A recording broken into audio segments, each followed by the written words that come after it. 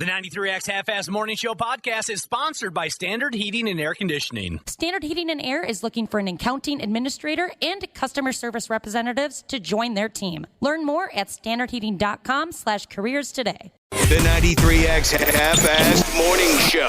93 X.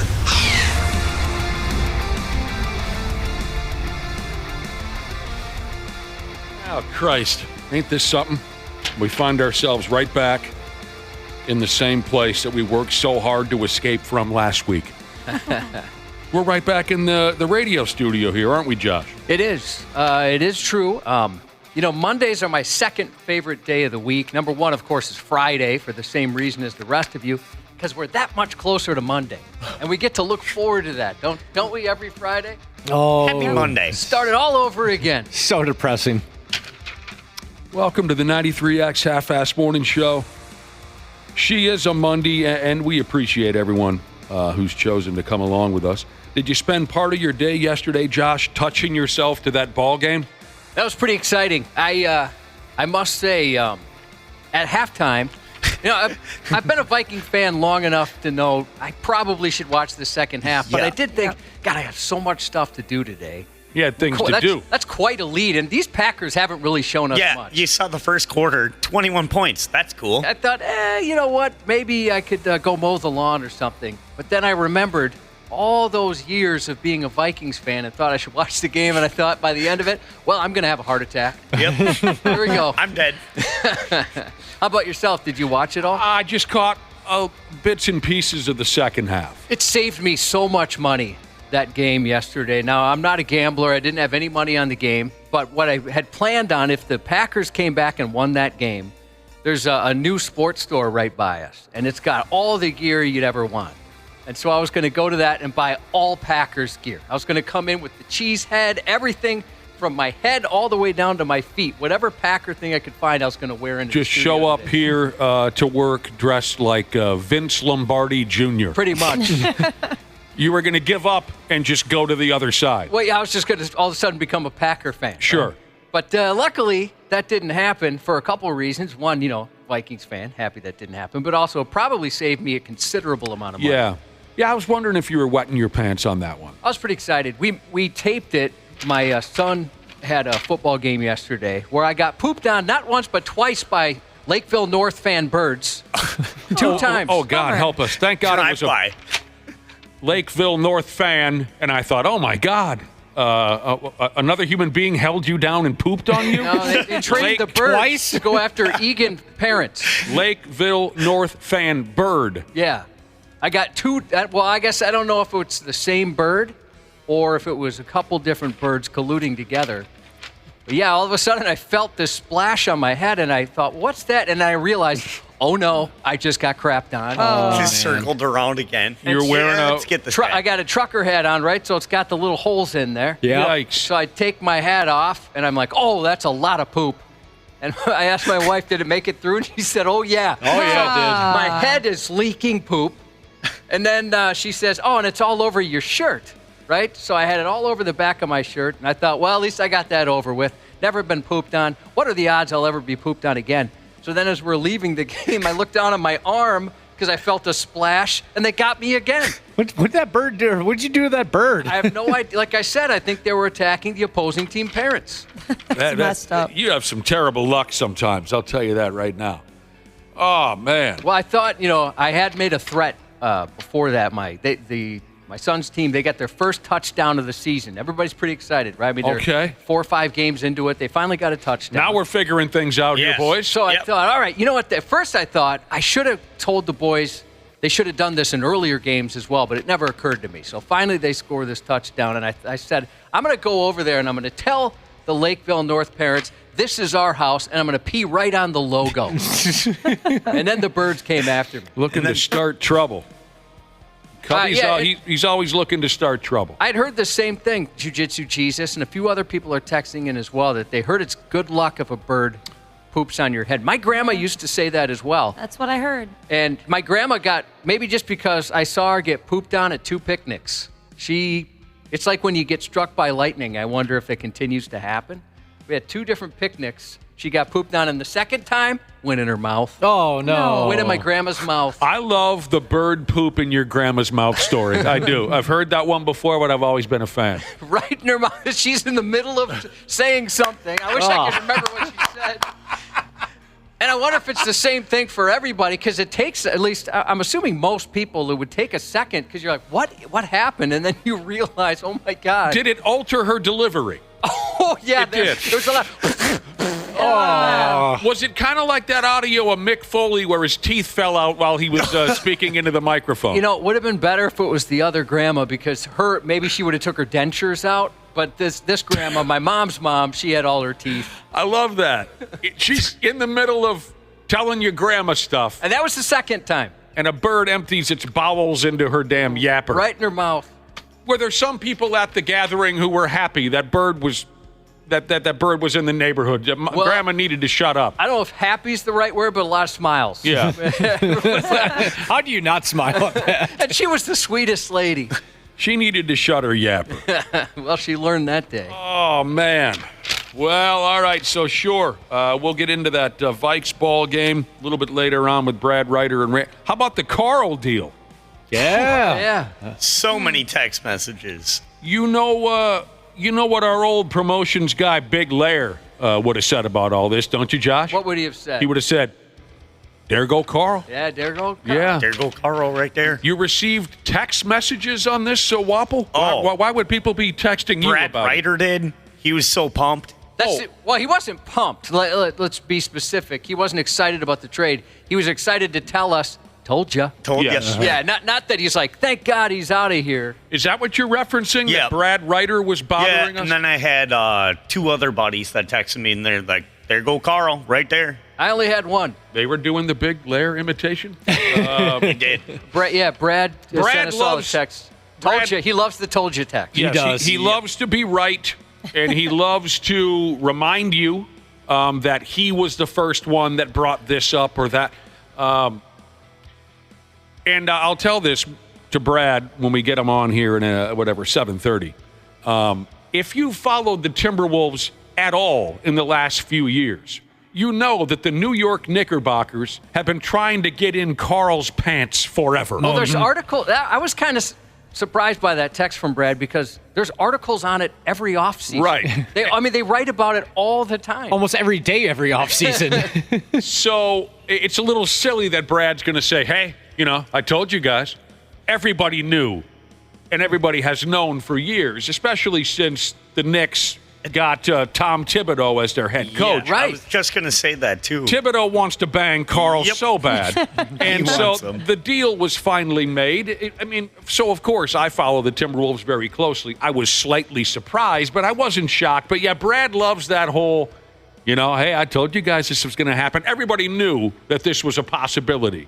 So, but, and we can get into that also in greater detail in 7:30, because at 7:30, I'm sure we have a lot to say about Carl, and I'll tell you what, I love the guys that are coming here.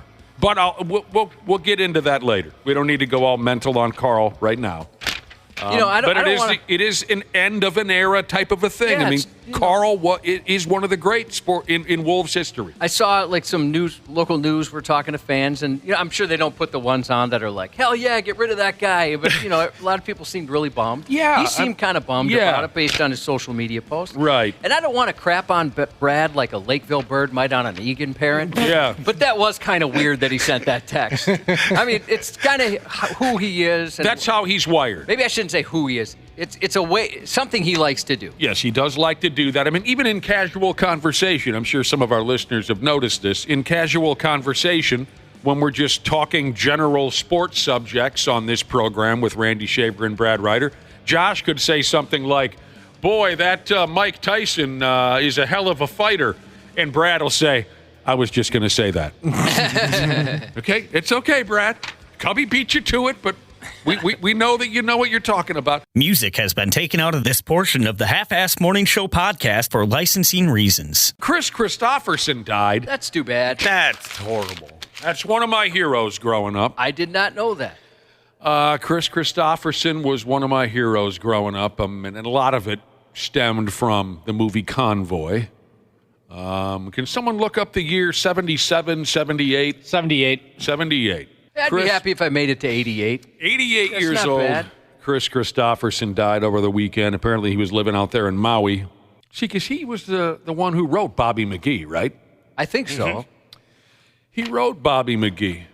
When I was a kid and I saw the movie Convoy, it changed me, and I wanted to be Chris Christopherson. But what a run he had, and what a well-respected guy he was in the country music community, but it wasn't limited to just that. This guy was a wildly talented and wonderful guy. And he was with his family when he passed, and he'll never be forgotten. I remember him from Blade. Pardon me? Blade. Never saw it. Oh. Never saw it. Oh, so good. Yeah? I know Josh is a fan of Blade. Absolutely. With Wesley Snipes? Yeah. Have you ever seen like a behind the movie or whatever they call them, like a little documentary on some of those Blade movies? I hate saying this because I love Wesley Snipes, but everybody said he was a giant douche during those movies, especially the second one. And then they showed clips like he's barely in it, really. They'd have a stunt double in there because he just didn't want to come out of his trailer. He wanted to get baked or whatever he was doing. I guess he was just a giant dickhead on that. I was really bummed because I love that guy. Yep. Chris Christopherson's last live performance, from what I understand, and I missed it, was this past April, I believe. It was Willie Nelson's 90th birthday party concert, and it was a massive show, and he sang on stage with Roseanne Cash. I'll have to look that up on YouTube. I mean, Grammy winner, every damn thing. And some of you, if you're a little younger, I know a lot of folks fell down and molested themselves. I don't know how many years ago was it now where Lady Gaga and some dude remade, what was it called, The Star is Born? Bradley Cooper. Yeah, Bradley Cooper. Or as I call him, Coops. Never saw it. Don't do that. Never saw it. But I do remember from 76 when Chris Christopherson and Barbara Streisand went ahead with that movie. So just a little more background on the man. You want to talk about just a wonderful guy. And like I said, when I saw Convoy, I wanted to look like Chris Christopherson. And, I was a little kid. I was 6 or 7 years old. My dad was an over-the-road truck driver. And the movie Convoy is about these outlaw truckers who have had enough of the state police, and they're going to beat ass and party. And Ernest Borgnine, for Christ's sake. I mean, if you haven't seen Convoy, you haven't seen a friggin' movie. The ending is so dramatic. As a child, I was inconsolable. At the end of Convoy, I was inconsolable, thinking, I won't spoil it for you because a lot of you should run out today and see Convoy, but I thought, oh my God, the rubber duck is dead. And my mother, I think, just had to peel me off the floor of the theater. Just, and then you find out maybe he's not dead. But, my dad was an over-the-road truck driver. And I remember all of a sudden thinking, my God, my dad lives like this? He races around the country beating up cops and, thumbing his nose at the law, and hot babes are hopping into the cab with him and they're doing cocaine. And I was like, Dad, is this really what you do? And he said, no, it's a stupid movie. Shut up. We don't do that. But anyway, at least for a brief second, I thought my dad was the most dangerous man on planet Earth. But anyway, so I love you, Chris Christopherson. I was sad that John Ashton died, and you might not recognize the name, but he was one of the he was Sergeant Taggart in Beverly Hills Cop. Did he die? Yeah, he passed away. Oh no! The mustache. I grabbed a clip, but the dude with the mustache, balding head. Well, yeah, he was awesome. He was a really funny, kind of underrated actor, I think. Great character actor. Yeah, Some Kind of Wonderful. He was in that. He was in Midnight Run. Dude, don't even. He is so absolutely, like everyone else in Midnight Run, he is so perfectly hilarious in that movie. I'm really sad to hear that. I'm Sergeant Taggart, and this is my partner, Detective Rosewood. You always treat visitors from out of town like this? Why didn't you identify yourself as a police officer when you were arrested? Because I was minding my own business. Where the you guys get off on arresting somebody for getting thrown out of a window? We have 6 witnesses that say you broke in and started tearing up the place, then jumped out the window. And you guys believe that? Are you cops or doormen? We're more likely to believe an important local businessman than a foul-mouthed jerk from out of town. Foul mouth? Man. Well, how old did he get up to? 76. He passed away Thursday. Oh, no. Oh, love that guy. I'm upset. Upset isn't the word. Of course, I'm upset that the man passed because he's one of my favorite character actors ever. I'm surprised he wasn't older than that. Because I have to say, I saw that latest Beverly Hills Cop gimmick, whatever they called it, Beverly Hills Axel? Cop. Or Axel F. Yep. Let's go through the motions and not make much of a movie, I think was the... I feel guilty. After when I saw the news he passed over the weekend, I thought, oh no, I turned Axel F off. I don't even think I made it halfway through. It wasn't good. You didn't miss much. But it was not really good. But it was really nice to see, of course, Eddie Murphy play that role again, and then Taggart and Rosewood, and there were some other reoccurring characters. Well, I'll be damned. His portrayal of Marvin, the bounty hunter in Midnight Run, you got to see these movies. You just have to. What was the name of the gentleman again? The actor? Yes, John Ashton. Ashton and Robert De Niro and Charles Grodin. God help us. It's just absolutely awesome. 50 years he acted for. Well, what a friggin' situation we find ourselves in. My mom had texted me over the weekend. She was sad about the passing of Maggie Smith, and I had to say, Mom, who's Maggie Smith? And I guess she was in Downton Abbey. She was in the Harry Potter movies. I thought maybe Dana, especially, you're kind of on top of this stuff. Yeah, I know who that is. You That's do, awful. Ashley? Mm-hmm. Yeah, that bummed me out. She was also in Hook. That's why I remember her most from. Oh, Hook? Maggie Smith. No, I'll have to check that out. Wait, do I have the right name? Wow, what a Yeah, you did. What a piss poor weekend. They happen in threes. They always say that, right? Yes. What a piss poor weekend. All right, not to make light of the passings of these individuals we were just talking about, but on the topic of death, Josh and I had a favorite local metal band 20-some years ago. They were called Death Clock Odometer. Death Toll, wasn't it? Death Toll. I can't believe you're thinking of those guys. I thought it was Death Clock. Maybe no, you're right. You're right. Now that we're talking about Death Toll Odometer. I just thought about them last week. Did That you? is really weird you brought them up. And like you said, it's been so long since we've seen those guys. We got to know a couple of the band members from Death Toll Odometer. First off, we just loved the name. When we met them, how many years ago? Is this 20 years ago? It's got to be. If not more than that. Probably more. We ran into these local guys, nice guys, and they were listeners of our program back then. And they said, by the way, we've got a metal band. Oh, what's the name of the band? And when they said Death Toll Odometer, Josh and I said, we're in, dude. Yeah, sold. Wherever you play, we'll go. Death Toll Odometer. Can anyone text us and tell us whatever happened to the members of Death Toll Odometer? Yeah, I can't remember why they popped into my head last week, but I was thinking, we used to hang out with those guys quite frequently, so I wonder, maybe they went big time. Maybe they're Five-Finger Death Punch now. Yeah, similar. What's the number here to text in? 651-989-9393. If anyone knows the boys from Death Toll Odometer, tell them that we're asking about them. What's going on? Are you guys around? Are you dead? Did the odometer run out? Yeah, I hope they don't have a number on that odometer. What got me thinking about them is, and I had the name wrong, I thought it was Death Clock.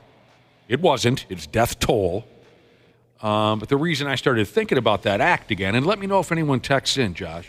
So far, I haven't seen any. There's a new Death Clock.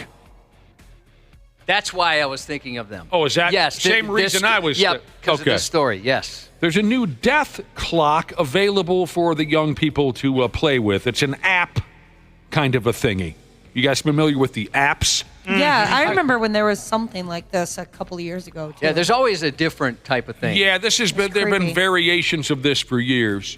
It claims to be able to predict when you will die. I liked the last one that became popular because it was based off of a movie, And so it kind of made it more realistic that you could watch, I don't know, like get the heebie-jeebies from the movie and then download the app too. Okay. I think it was wrong, though. I think I was supposed to be dead by now. Oh, it was that long ago? Yeah. Or because hopefully it wasn't like a week prior and they say, well, you're done by next Thursday. They call this here deal a, quote, artificially intelligent app, whatever that means. And it will apparently pinpoint the day you will check smooth out. But they put it together to motivate you to live longer. $40 a year. Who's got an extra $40 a year in their pocket? Barely. I actually just canceled. Not me. I canceled a couple subscriptions over the weekend. For $40 a year, you can download the Death Clock. It will ask you a series of questions about your health and lifestyle. Speaking of health and lifestyle, Dr. P. Jesus is going to be swinging in here later on today. Dr. P will help you out if you got some concerns. Okay, that'll be around 8:20. So the Death Clock will ask you a series of questions about your health and lifestyle, like when your doctor gets on your ass, when you visit him or her. When your doctor says, do you drink? Do you smoke? Hey, you're looking kind of chubby over there. You know how your doctor comes off. I wonder if Dr. P has ever had a patient where they talked about kind of their lifestyle and maybe he looks at the body type and when they walk out he thinks, well, he's a dead man. Yeah. I give it 2 weeks. Yeah. Well, I got to say this now. Back to John Ashton, the actor from the Beverly Hills Cop movie series, who I saw, a few months ago in the latest Beverly Hills Cop saga. When I saw him in that movie, Josh, did you have the same? I'm surprised he was only 76, because when I saw him in the movie, I said, damn, this dude does not look good. Oh, yeah. He looked a lot different than I thought he would. He looked... Anyway, the Death Clock. Looks like one of their bass player died. I'm sorry? Who are we talking about? That's total odometer? Yeah. Oh, no. Okay, we're back to our favorite local metal band from 25 years ago, Death Toll Odometer. Where are you getting this information? Facebook. Facebook? Oh, man, I'm so sorry to hear that. How long ago? Looks like March. Oh, no. Well, we want to hear from these boys. Yeah. Give us a text. Oh, that's terrible. Walter. Shoot. The Death Clock. It'll predict the exact date that you'll go wandering into the light. But its intention, they say, is to serve as a wake-up call before it's too late. It hopes to inspire us to make meaningful changes in our meaningless lives. Then it'll create a custom-tailored longevity plan of suggested lifestyle changes. It wants to try to turn you into one of those boring sumbitches who don't drink or eat or have any real food. Yeah, it I sounds say, like a lot of work. F you, Death Clock. I do what I want. I do what I want. Would anybody here be... Well, actually, you just mentioned you did it. Would anybody here be nervous to do it? They're going to avoid it because they don't want to know. A Ouija board told me when I was a kid I was going to die at 21, so I'm kind of playing with house money at this point. Josh, I don't want to know when I'm going to die, but it wouldn't make me nervous to play around with this Death Clock, because I mean, you never know, but my odds are pretty good that it's not going to tell me next week. You know what I mean? I wouldn't think so, No. yeah. I bet it puts you pretty far out. How old was your dad when he passed? 82. Okay, and your mom, how old is she now? 81. Yeah, so I think you're going to be fine. I don't want to know when I'm going to go, but I wouldn't be nervous to play around with it. The Death Clock even asks you about your overall mental health. You folks might want to skip that part. Oh, Jesus. Yep. That would give me about an hour. You might want to skip that part. Yep, that's going to take a while. That'll scare the living hell out of you. Death Clock. That's terrible news, though. Man. Well, I want to hear from the band directly. Me too. Before I, I'm not going to go along with what Facebook says. I'm just not going to do it. I've got an uncle that I would trade in a heartbeat for that if I could. If I could trade. If my uncle could have went instead of him in a heartbeat. Yeah. That's too bad. You know the uncle. Yeah. It's about time. I know there are some relatives of yours that you wish dead. He's dangerous. We share that information off air, sometimes on air. Yeah, I know you have some relatives that you wish were no longer breathing. And I do too. By the way, as the kids say, JK. JK. I love all my uncles. As the older people say, I am not just kidding. Well, I am. Because I want to get texts from my uncles basically going, all right, you son of a bitch, which uncle were you talking about? No. Was it me? All of you. All right, what a hell of a deal we got going. It's Monday morning. We anticipate visits from our special guests later on, Randy Shaver and Brad Ryder, and then around, Randy Shaver and Brad Ryder around 7:30, and then around 8:15 or 8:20, we're going to go with Dr. P. Jesus. So we got lots to do. I see some texts coming in on our favorite metal band, Death Toll Odometer. Someone even texted in and said, I can't believe you guys are talking about DTO. DTO? I don't know if we ever called them that. Oh, yeah, we did. Did we call them DTO? Yeah. DTO in the house. And folks are saying it was like 2000 to 2003 they were a band. So it was that long ago we used to hang with those guys. DTO would show up and just snatch up everybody's girlfriend. Oh, dude. Yeah, that's where it's at. All right, we'll be back in a few minutes here on the Half-Assed Morning Show. The 93X Half-Assed Morning Show. Did you know that Standard Heating opened its doors over 90 years ago? That's right. Tony Ferreira opened the doors in 1930, now ran by his granddaughter Claire Ferreira. Call Standard Heating and Air Conditioning today and experience the customer service and care that holds true today. Are you looking to improve your work-life balance with excellent benefits like 401k match and even tuition reimbursement? Standard Heating and Air is looking for an accounting administrator and customer service representatives to join their team. Learn more at standardheating.com/careers today. This episode is brought to you by Progressive Insurance. You chose to hit play on this podcast today. Smart choice. Make another smart choice with AutoQuote Explorer to compare rates from multiple car insurance companies all at once. Try it at Progressive.com. Progressive Casualty Insurance Company and Affiliates. Not available in all states or situations. Prices vary based on how you buy.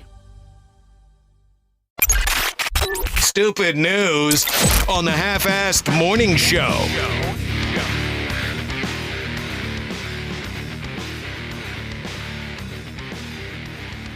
Let me tell you, the listeners made me so happy this morning, Josh. What happened? One of our listeners has made me so happy. What's that? They usually do make us happy. Oh, sure they do. But this individual's made me even extra happy. You know how I operate here on the show now and again. I'm always trying to push certain bands or songs or movies on you people because you have terrible taste. Last week, I got to run in my yap about what I think is one of the greatest and most beautiful rock songs ever made. The totally overlooked Queen song from 1977 called It's Late. And it wasn't just last week that I go on and on about these types of things. I've mentioned this song over and over and over again. It's so perfect, it's not even fair. And most of you never listen to my advice because you're dicks. And you don't realize that I don't give opinions. What do I give, Josh? Well, you always say you give facts. I give correct answers. And here's where the listener made me so happy this morning. He texted in and said, oh, Christ, I just threw it away. Oh, no. Oh, you got to be kidding me. Play a song. How about, do you like Queen's Get It's Late?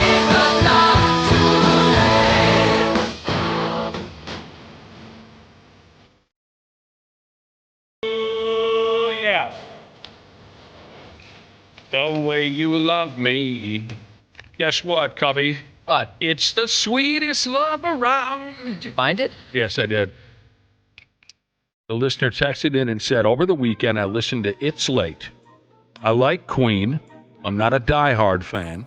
I'm 55 years old. And hearing that song for the first time was jaw-dropping. It makes me want to kick my ass for living under a rock for so long. That makes me feel so good to hear that. Thank you so much for the text. We were talking music also earlier.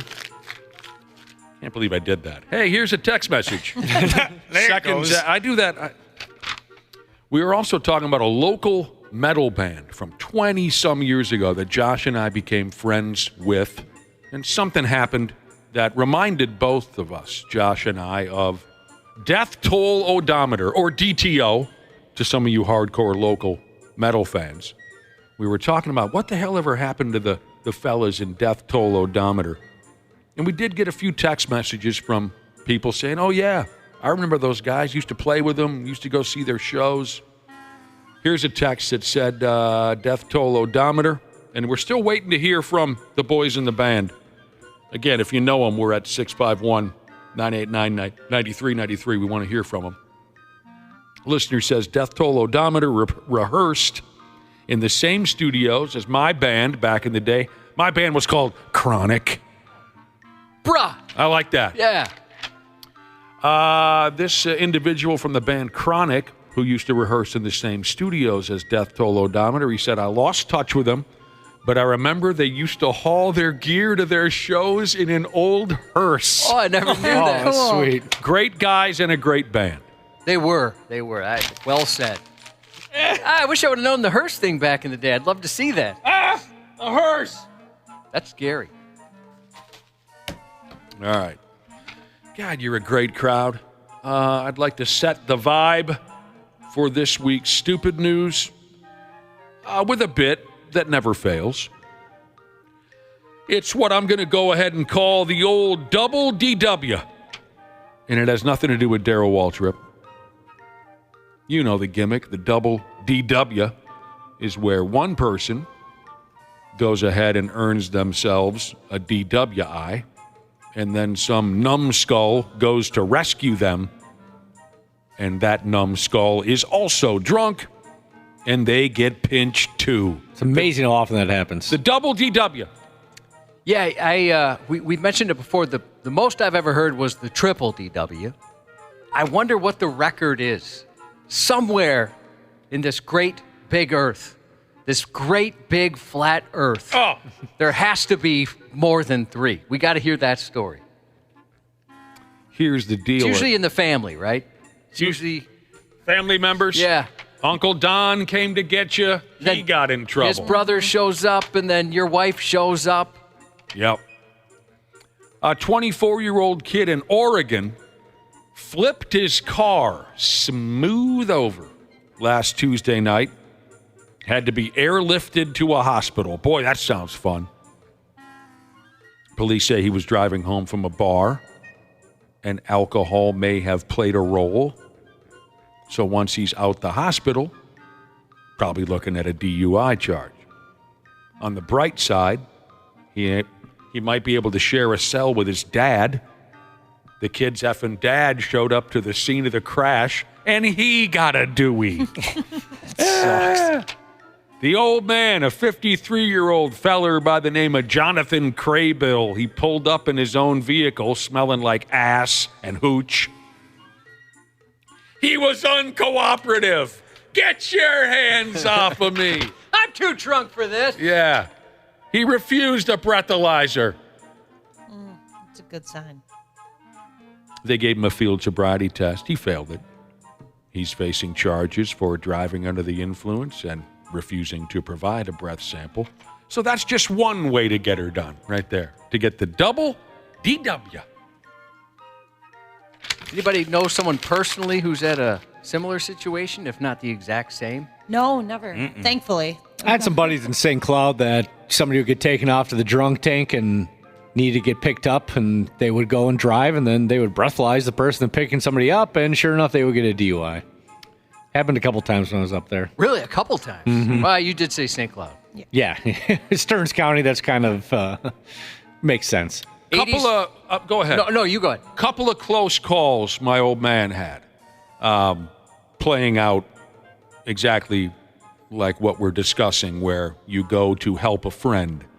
Oh, many years ago, this is way before DWIs were handed out the way they are. You had to really F up to get a DWI back in the day.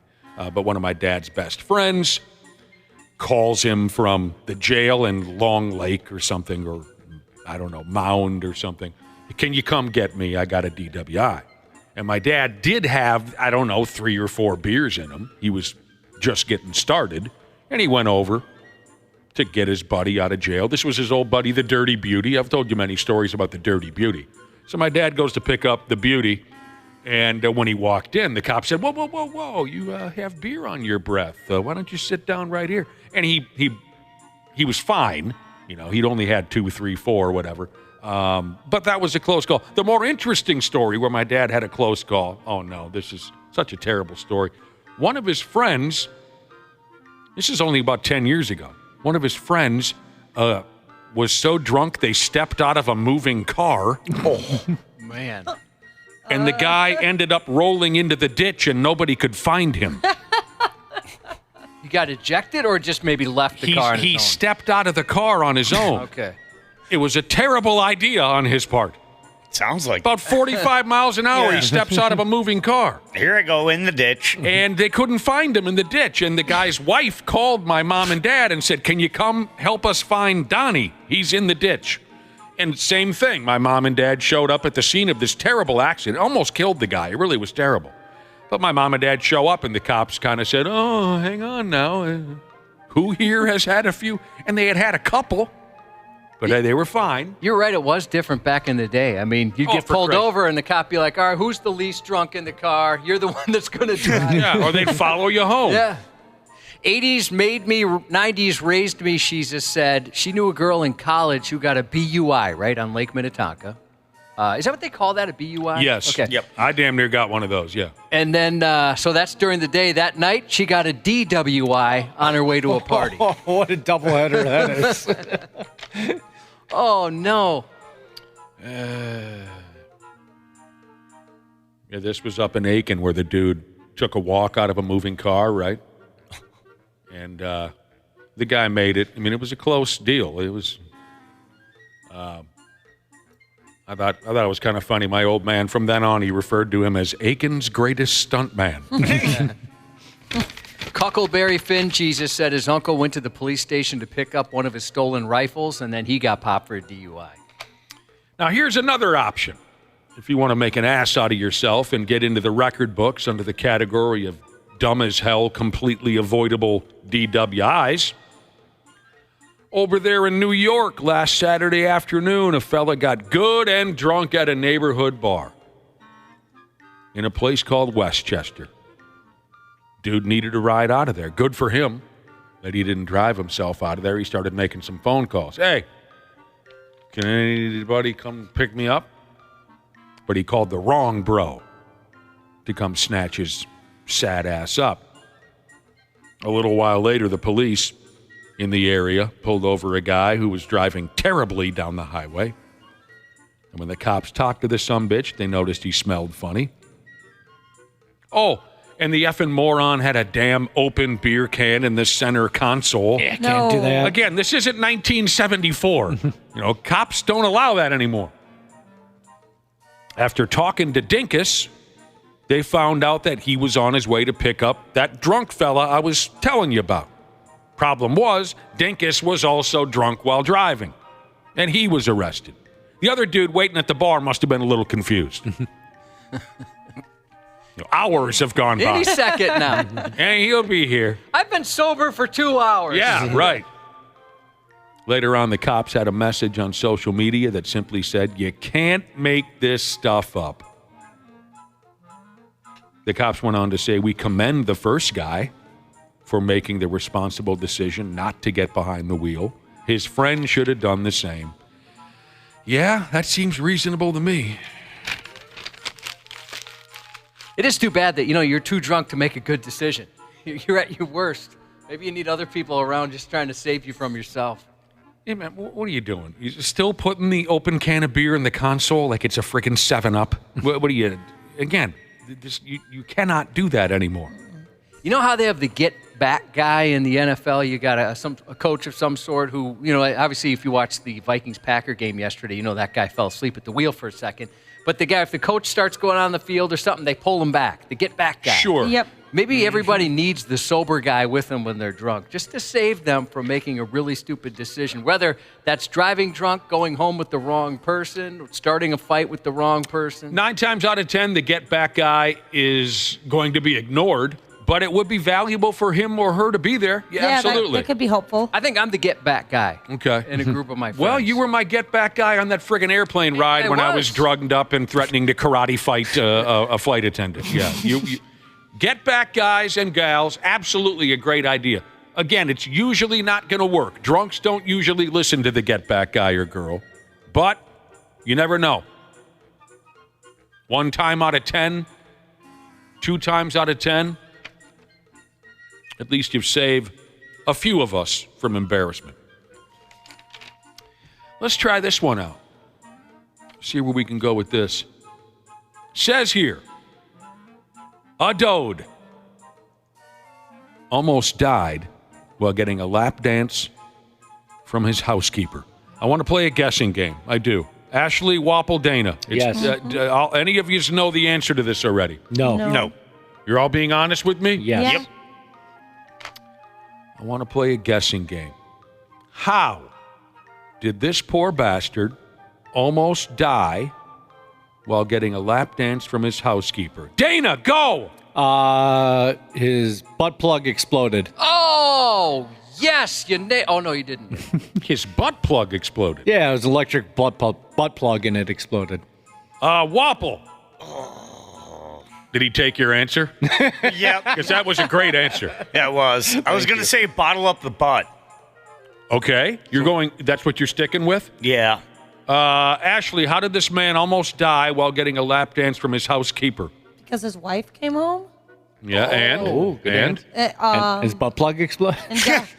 And got physically violent. she beat his ass Yeah. nearly to death. Okay. The Or got story, stabby. where are we going, with stabs or beating to death? Probably stabby. All right. Stabby. This story was told online by a gal who calls herself Sincerest Sammy, Sammi. And I know, Josh, you were probably thinking the same thing. If she goes by Sincerest Sammy, then we should expect nothing short of the damn truth, right? Oh, yeah, she means it. Yeah, right. We'll see. Sincerest Sammy, she told this story on TikTok. All three of you are incorrect. Darn. There was no butt plug explosion. There was no bottle in the can. And there was no beating from his wife. Says here, Sincerest Sammy, she cleans houses, topless, don't you know? And not only does she clean homes topless, she'll also come to your house and cut your grass topless as well. I got a couple of neighbors that might appreciate that. Man, where was this gal when my dad was still alive? She'll come to your house and cut the lawn topless. I suppose maybe give your neighbors a heads up on that. But one of her favorite clients almost died on her recently. She cleaned this old feller's house, a 78-year-old pimp she called Frank. After she cleaned up Frank's place with her jugs swinging, she was paid extra to give him a lap dance. And the old bastard had to grab her.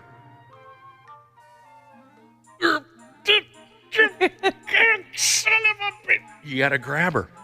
She said she's bouncing up and down, you know, maybe even motorboating, and or allowing him to motorboat, whatever the proper way is. And the dude just went like paralyzed, just couldn't move. And she's still banging up and down a little bit. You know, Frank, are you all right? Frank, are you okay? And that's when she realized this guy's having a stinking heart attack. Paramedics show up. Firemen.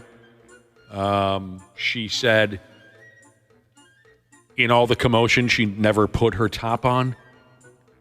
There are some elements to this story that I don't know. But she says she never put her top on. So jugs are still dancing around the room.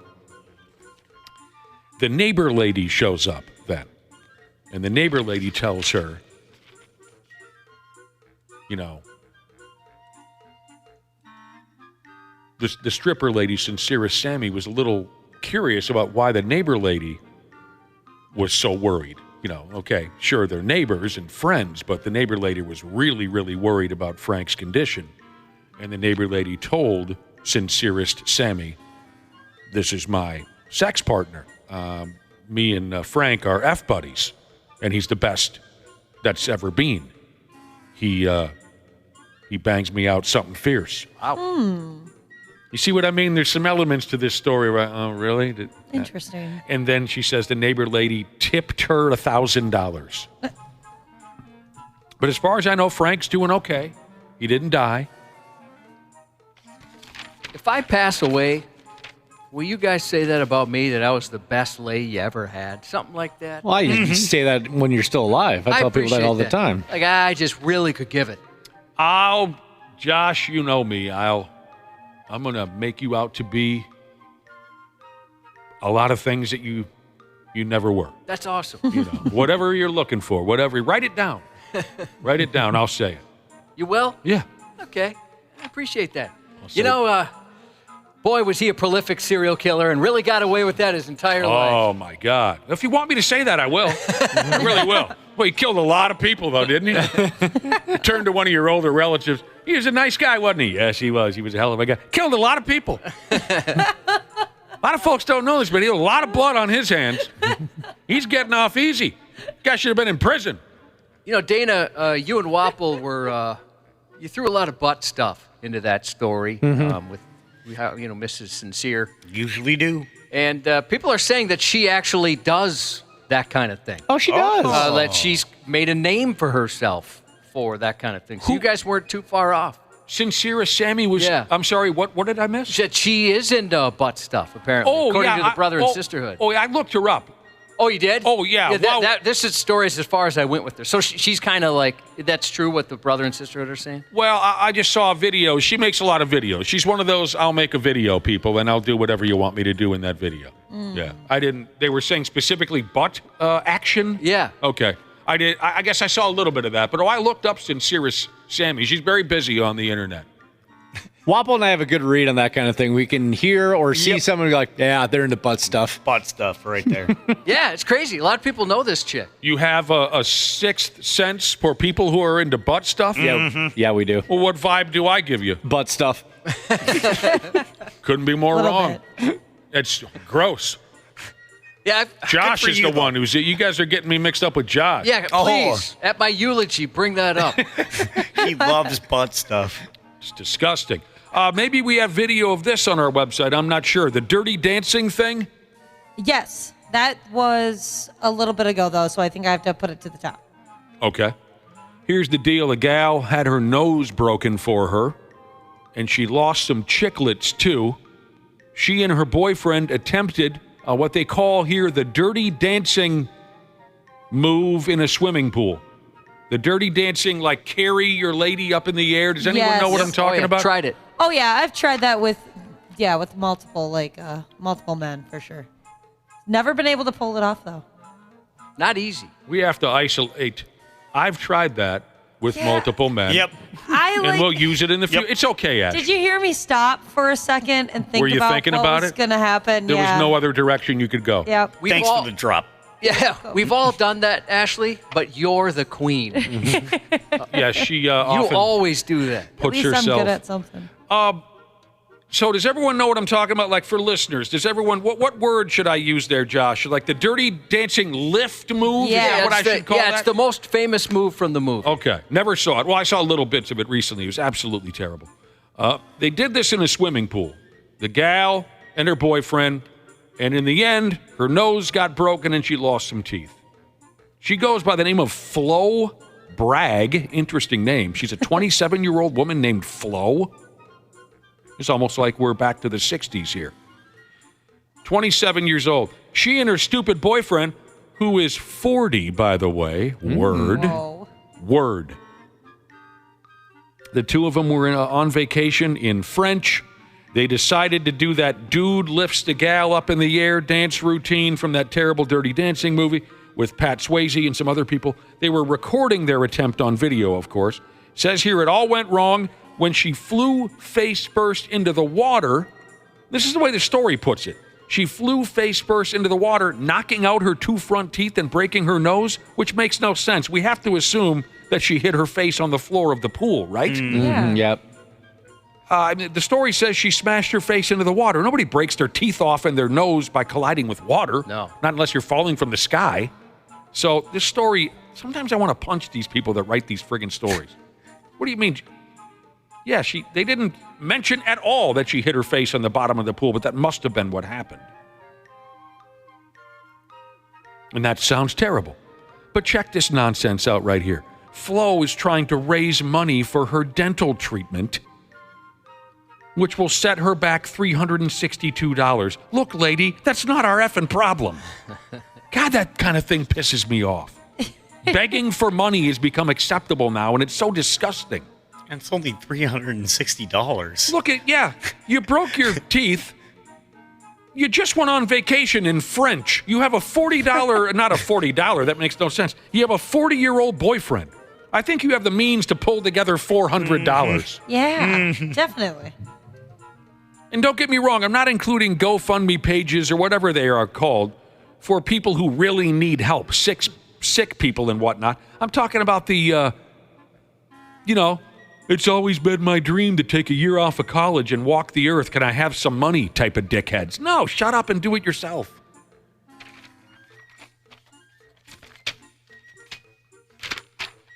You want to talk money and disgusting people. Here's the winner of today's first prize. A 26-year-old housewife in a place called Dubai. She announced to all you sheeple who follow her on social media. She announced that her filthy rich husband has bought for her a $50 million private island so she could feel safe and comfortable while wearing a bikini on the beach. If you have your own private island, why are you wearing a bikini? True. If I had my own island, Josh, which, by the way, I would name F-Boy Island. Of course you would. You've wanted to be an F-boy forever. I would never put on clothes. It's my own island. Why am I wearing a pair of shorts? Not even allowed on the island. You see, because she's so scorching hot, Yeah, she's pretty good looking. She doesn't feel safe wearing a bikini amongst us mere mortals. Ugh. So her husband bought her a $50 million, and she just talks about this on social media. The island, how do you say it, Josh? Island. The island is located somewhere in Asia, but the exact spot is a secret. Oh, and I don't know about the rest of yous, but that secret is straight up killing me. Yeah, I'm dying to know. Please tell us where it is. This sickeningly self-absorbed lady posted a message on that soulless, evil social media. She said, I guess I don't understand, but I'll read it anyway. She said, you wanted to wear a bikini, so your millionaire husband bought you an island. Oh, she's talking to herself? Yeah. Okay. Yeah. What's really nice of her is that apparently she often shares glimpses of her glamorous life online, so we can see what it's like. This gross lady, she says here, she has faced backlash online. Some folks are accusing her of flaunting her wealth. What? Oh, really? You got the wrong person. What are you talking about flaunting my wealth? Wait a minute. Yeah, I do. I flaunt my wealth. Yeah. She wants the rest of us to know how the other half live. The gal says, I don't understand why I get so much hate. I just like to share my lifestyle with everyone. Girl, hey, lady, listen. Nobody cares to have anyone share their lifestyle online, let alone some filthy rich person who has life dicked. Do you care to hear about any of that stuff from anybody? Not really, no. No. I don't care that you had a big cheeseburger for dinner. Yeah, it's not like being bitter about it or anything. It's just I don't really have too much interest. Don't care. Don't care that you recently went on vacation. Don't care at all. When you go online and say, ugh, my husband bought a private island for me. Yeah, people are going to be pissed off. It's rough. F-Boy Island. That's going to be my place. It's already a thing. Unfortunately, you're going to get hit with a cease and desist or something. Double F-Boy Island. Oh, now you're talking. Yeah. That's twice the F-Boy Islands. Welcome to Double F-Boy Island. I'm going to say to Josh, because the rest of you aren't invited to come to Double F-Boy Island. That's fine. I'm down with the original. We're going to be partying with the Spice Girls on Double F-Boy F-Boy. Island? No, on Double F-Boy Island. F-Boy Island, they had an appointment to have the Spice Girls show up, but then they heard about Double F-Boy Island, and that me and Nick were going to be there. Hello, Posh Spice. Dude. I'm a Posh Spice guy. You're a Baby Spice guy. We'll never have to argue over it. That's perfect. your old lady and my friggin' wife, they're never going to know where Double F Boy Island is. We're going to tell them we're going to Duluth. Where are we really going? FF Boy Island. Double with the Spice Girls. Sports on the 93X Half-Assed Morning Show. With the first pick in the 2015 NBA Draft, the Minnesota Timberwolves select Karl Anthony Towns from the University of Kentucky. Towns a rebound, lets it fly, and Karl Anthony Towns drills it at the buzzer. A catastrophic finish for the Grizzlies. Towns is mobbed by his teammates at midcourt. This is what movies is made of. This is what movies is made of. 4 months away, I come back, 2 free throws. Don't worry about it. I got that. There's been long days, longer nights, but guess what? All I could think about was coming to Target Center and making it happen. So I appreciate y'all. Yes, sir. Yes, sir. Yeah, I was surprised but not shocked when I heard on Friday night that Karl Anthony Towns had been traded, and we've got all the time in the world here coming up in a half hour when Randy Shaver and Brad Ryder jump on board with us to talk about this. It's a bittersweet thing. It's really interesting to me, you know, how it all played out. I really, really, for the most part, liked Karl Anthony Towns and what he brought to the team, and he will go down as one of the greatest in Timberwolves history. I love what they got in return. I do. And I like that this Tim Conway, what the hell's his name? The guy running the show. Tim Conley? Is it Connolly? Mm-hmm. I love this dude's attitude. If, in fact, he was, I assume he's behind this. You know, right? He still has that gig, right? Yep. I like this. His aggressive approach. There's all kinds of different things going through my noggin, Josh, being a big Wolves fan. And we'll get into it with Randy and Brad. Big ball game yesterday. The Vikings dominated the first half. The Packers scared the piss out of all of you in the second half. They made it the game. If they didn't miss a couple of field goals, the Vikings would have lost it. That was a hell of a deal. But the Vikes beat Green Bay on the road yesterday and are still friggin' undefeated. There's still more baseball to be played today before the playoffs begin tomorrow. The Twins, of course, are done. Like Good. dinner. Done. But what do you mean good, Wapple? I said done. Oh, I thought you said good. No. Because you remind us of that dude. Remember that dude, Josh? That guy? That guy? The dude who was always so happy when a local team lost because they let him down again. And he'd say things like, good, you deserve to lose. Remember that guy, Josh? That's right. All right, Wapple, sorry I blew up. I thought you would. They deserve to lose. Good. Say, here we go. There I am. Here we go. But there's more baseball to be played today. And it's a real, how do you call it, like confusing scenario. Randy Shaver, Brad Ryder coming up in a half hour. Josh's Not news good. is next. The 93X Half-Assed Morning Show.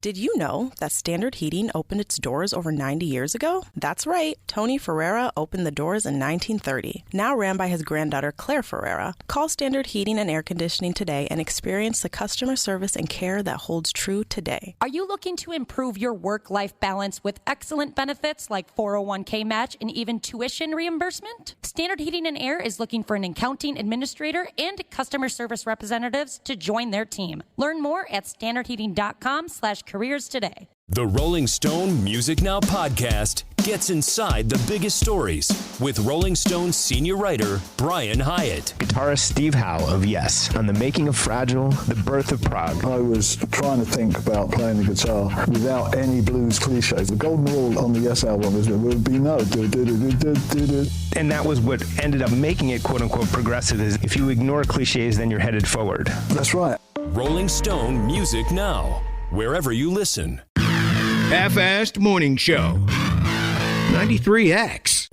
It's a good reminder for us women especially to just always be on high alert.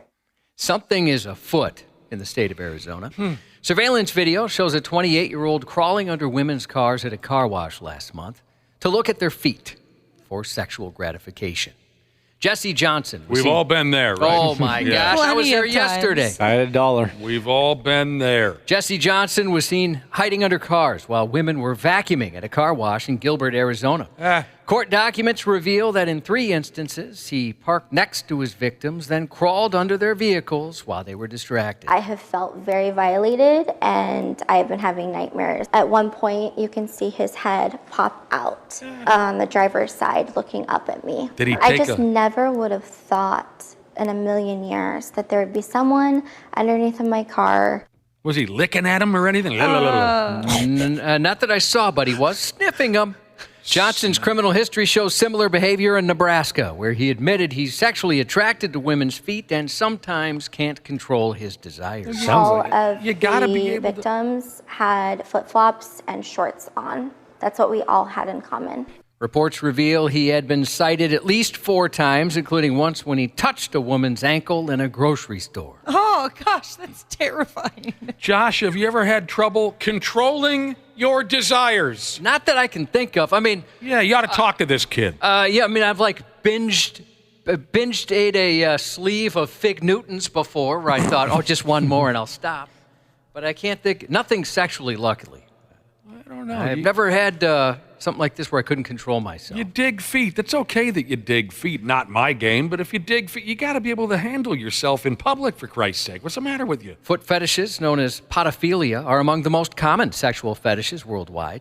Sigmund Freud suggested foot fetishes could be linked to the idea of feet being a substitute for genitals, representing a form of sexual displacement. I don't understand that, but I'll go along with it. He's Sigmund Freud, right? Other theories suggest early experiences involving feet, like foot massages or barefoot walking, might imprint a connection between feet and arousal. Foot fetishes have been documented throughout history, appearing in art and literature. In ancient China, foot binding was seen as an erotic practice, with small bound feet, or lotus feet as they're called, considered highly desirable. Famous people, such as Quentin Tarantino, have openly acknowledged having a foot fetish. He's a weird dude. Yeah, he's got feet in all of his movies. You can tell, yep. Yes, he often features close-ups of women's feet in his films. Foot worship is a common aspect of BDSM and can involve kissing, licking, massaging, or worshiping the feet, often in a power exchange dynamic. And foot fetish content is one of the most popular categories on adult websites, indicating a significant level of interest in this fetish. Social media platforms like Instagram and Twitter also host communities and accounts dedicated to foot fetishes. I've never partied with a set of feet. Josh, do you think you could get through your news report if I got under the console over there and just kind of fondled your feet a little bit? Well, I'm a little ticklish. Huh? I'm a little ticklish down there. But I'm willing to try it. You're just kind of playing with your toes a little bit? A woman was suspected of driving drunk when she crashed into a freeway barrier in Tampa last week and then went nuts. 25-year-old Tyshira Williams grabbed a state trooper's genitals and bit his leg after losing control of her vehicle and then losing control of herself. Trooper said she was impaired, and when they tried to arrest her, she resisted and had to be physically restrained. During that struggle, Williams bit the officer's leg and grabbed the cop's crotch. She did like the squeeze kind of a thing, didn't she? It wasn't like a, hey, how's it going? Anaconda squeeze. Sometimes when you're already in trouble, you figure you might as well double down and keep doing what you know, even if it's clear you're not exactly good at it. Like a 27-year-old Oklahoma man facing charges for stealing a vehicle, who, when he realized he couldn't get a ride to court, stole another vehicle to get there. Cody Adams was trying to attend a court case for unauthorized use of a vehicle. The Oklahoma Highway Patrol said he was at a gas station asking people for a ride to his court date. When he couldn't find one, he hopped in an unoccupied LifeNet Emergency Services pickup and drove himself to court. Oh, what about the folks at LifeNet? Yeah, they came out like, what the hell, man? We just went in for a chuck wagon and our vehicle's gone. Trooper said Adams took the truck on a 30-minute drive and then ditched it. A trooper caught him as he was walking into the courthouse. He claims he was just borrowing the truck and would have returned it. This guy's damn good. Damn good at what he does. A 22-year-old man was arrested at a grocery store in Pennsylvania after he threw jars of salsa at customers and employees. Oh, man. And then got into a scuffle with police. Police first showed up Wednesday about 8:15 a.m. after reports came in about a guy jumping on cars and smashing windshields. Shortly after, they got another call saying the same man was breaking into the entrance of the grocery store.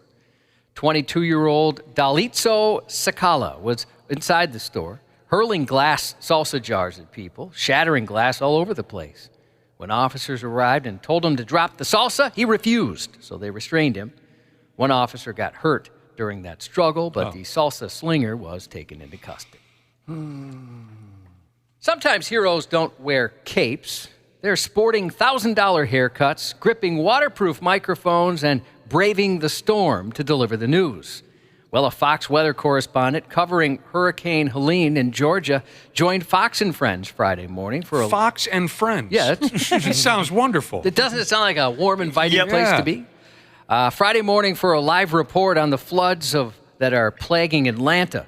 During the appearance, they played a clip showing 48-year-old Bob Van Dillen wading through chest-deep water with a woman on his back after rescuing her from the flood. 911, they're coming. You're good. You're good. Oh, man, it's a situation. We will get back to you in a little bit. I'm going to go see if I can help this lady out a little bit more, you guys. I'll be back. Van Dillen was reporting on a woman who drove into the floodwaters when he cut his report short to dive in and save her. Are you guys okay? Yeah, we are. Yeah, we put her in the car. She was cold. I gave her my shirt. Her husband's going to pick her up. The fire truck came. They're good. Everyone's good. There have been other instances where meteorologists have stepped in to save the day during dangerous weather events. Jim Cantori of the Weather Channel has been in several dangerous situations while reporting live. In 2018, during Hurricane Florence, he helped clear a fallen tree which had trapped people in their home in North Carolina. In 2017, the Today Show's Al Roker was covering Hurricane Harvey in Houston. Al Roker? When he and his crew rescued a driver stuck in rising floodwaters. During Hurricane Ian in 2022, Florida's WFLA-TV meteorologist Ryan Davidson helped a stranded family by navigating through floodwaters to bring them to safety. And those are just a few examples. While not widely publicized, many local meteorologists find themselves stepping in to help during disasters, as they're sometimes on the ground before emergency services are able to arrive. Well, isn't that something? They're having a hell of a time down that way with that hurricane, aren't they? The videos are absolutely awful. Brutal. Police say a shoplifter's plan was foiled when his getaway driver quite hilariously took off without him. California's Upland Police Department released video showing the man filling a cart with merchandise, mostly jeans, from a clothing store. Instead of heading to the checkout, he brought the items to the dressing room and stuffed them into a large garbage bag. Surveillance footage shows him trying to flee, but after spotting cops, his ride rode away, leaving him holding the bag, literally, and he was ultimately arrested. They don't make a very good team, those two. I thought there was honor amongst thieves. You're going to wait, but I guess not. That's hilarious. A 50-year-old Tennessee business owner literally caught some clown on camera stealing a propane tank and a saw blade. It's not the first time the business has been targeted, but this is definitely the first time a clown's been involved. The only thing I can describe it as is the character from the movie Pennywise. Owner Derek Johnson was alerted to the suspicious activity by his business partner, who spotted someone in a white mask on surveillance footage. When confronted, the clown simply said, "I'm leaving," and then ran off as fast as his giant red clown shoes would let him. There's someone at the garden center wearing a white mask, and I see what's on the image. It's like, nope, I'm not going up there. When I clicked the speaker, I think it clicked and made a noise, and he literally acknowledged it and said, "I'm leaving," and literally jetted. Though this was the first clown encounter, it's not the first break-in at the store. Johnson suspects it may be the same thief who stole a similar tank and tool bag 6 months ago. Pennywise, huh? Is there another one of those coming out this Halloween, Josh? Not that I'm aware of. I've seen. Not that I'm aware of. Sci-Fi and USA Network have pulled the plug on Chucky after 3 seasons of the TV adaptation, meaning the killer doll won't be back for season 4. It's time to let that friggin' character go, for Christ's sake. It never should have made it past 1987. It's not scary anymore. The news comes despite the creator's best efforts to keep it going, including pitching a new season earlier this year. Fans were right there with him, launching a #RenewChucky campaign on social media. But it wasn't enough to save the show. Seriously? I don't get it. The creator said he's heartbroken but grateful for the 3 seasons they had and thanked the cast, crew, and fans for their support. He promised this isn't the last we'll see of Chucky, saying he always comes back. What are you going to do when he comes back, Josh? I'll probably ignore it like I did this one. Oh. No offense, I just wasn't too interested. Okay. You know, my bromantic partner, Nick, can hardly contain his excitement following the announcement of Adam Sandler's sequel to Happy Gilmore. Nothing thrills him more than sitting through what he considers 2 hours of bad slapstick comedy and recycled jokes he never wanted in the first place. I love this. When is this going to happen now? It's coming. Last week, TMZ reported if there's a scene in the new Happy Gilmore script that calls for a gator to take a chomp at a golfer's arm again, the original reptile wrangler said he's got the perfect scaly star ready to snap back into action. The alligator, affectionately known as Morris, has been living his best life at Colorado Gators Reptile Park ever since he became a legend for swiping Adam Sandler's golf ball in the 1996 Classic. I'm sorry, he became a legend from that? Legend That's of awesome. movies. Okay. Well, not to you, but for many fans. Okay. According to his owner, Jay Young, Morris is down to come out of retirement for a long-awaited sequel. Damn alligator bit my hand off. Bringing the big guy back isn't a simple task. At 70 years old and weighing in at a hefty 500 pounds, Morris isn't exactly road trip ready anymore. If Sandler wants the original scene stealer in action, he has to bring the cameras to Colorado.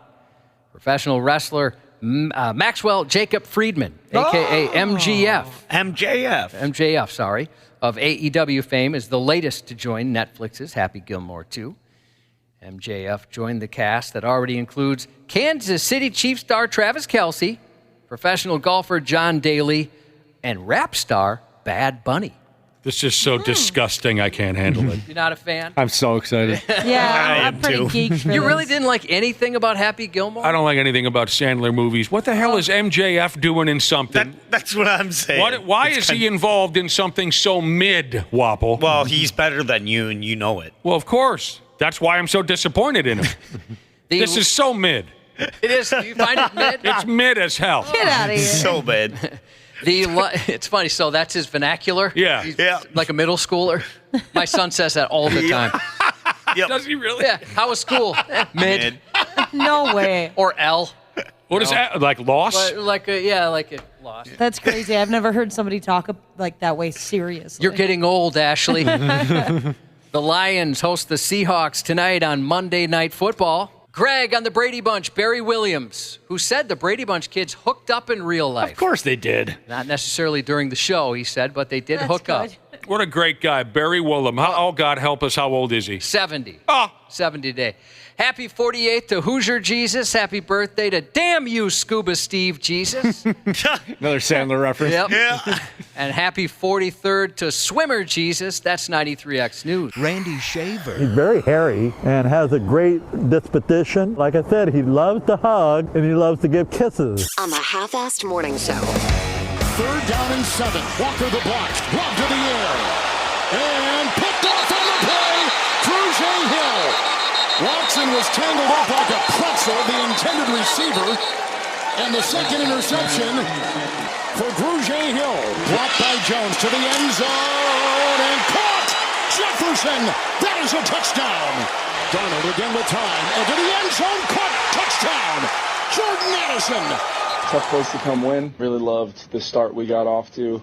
Knew it was going to be more than likely a 4-quarter game. Give Matt and his team a lot of credit for taking advantage of some mistakes by us, but ultimately proud of our guys for finishing that off the way we did.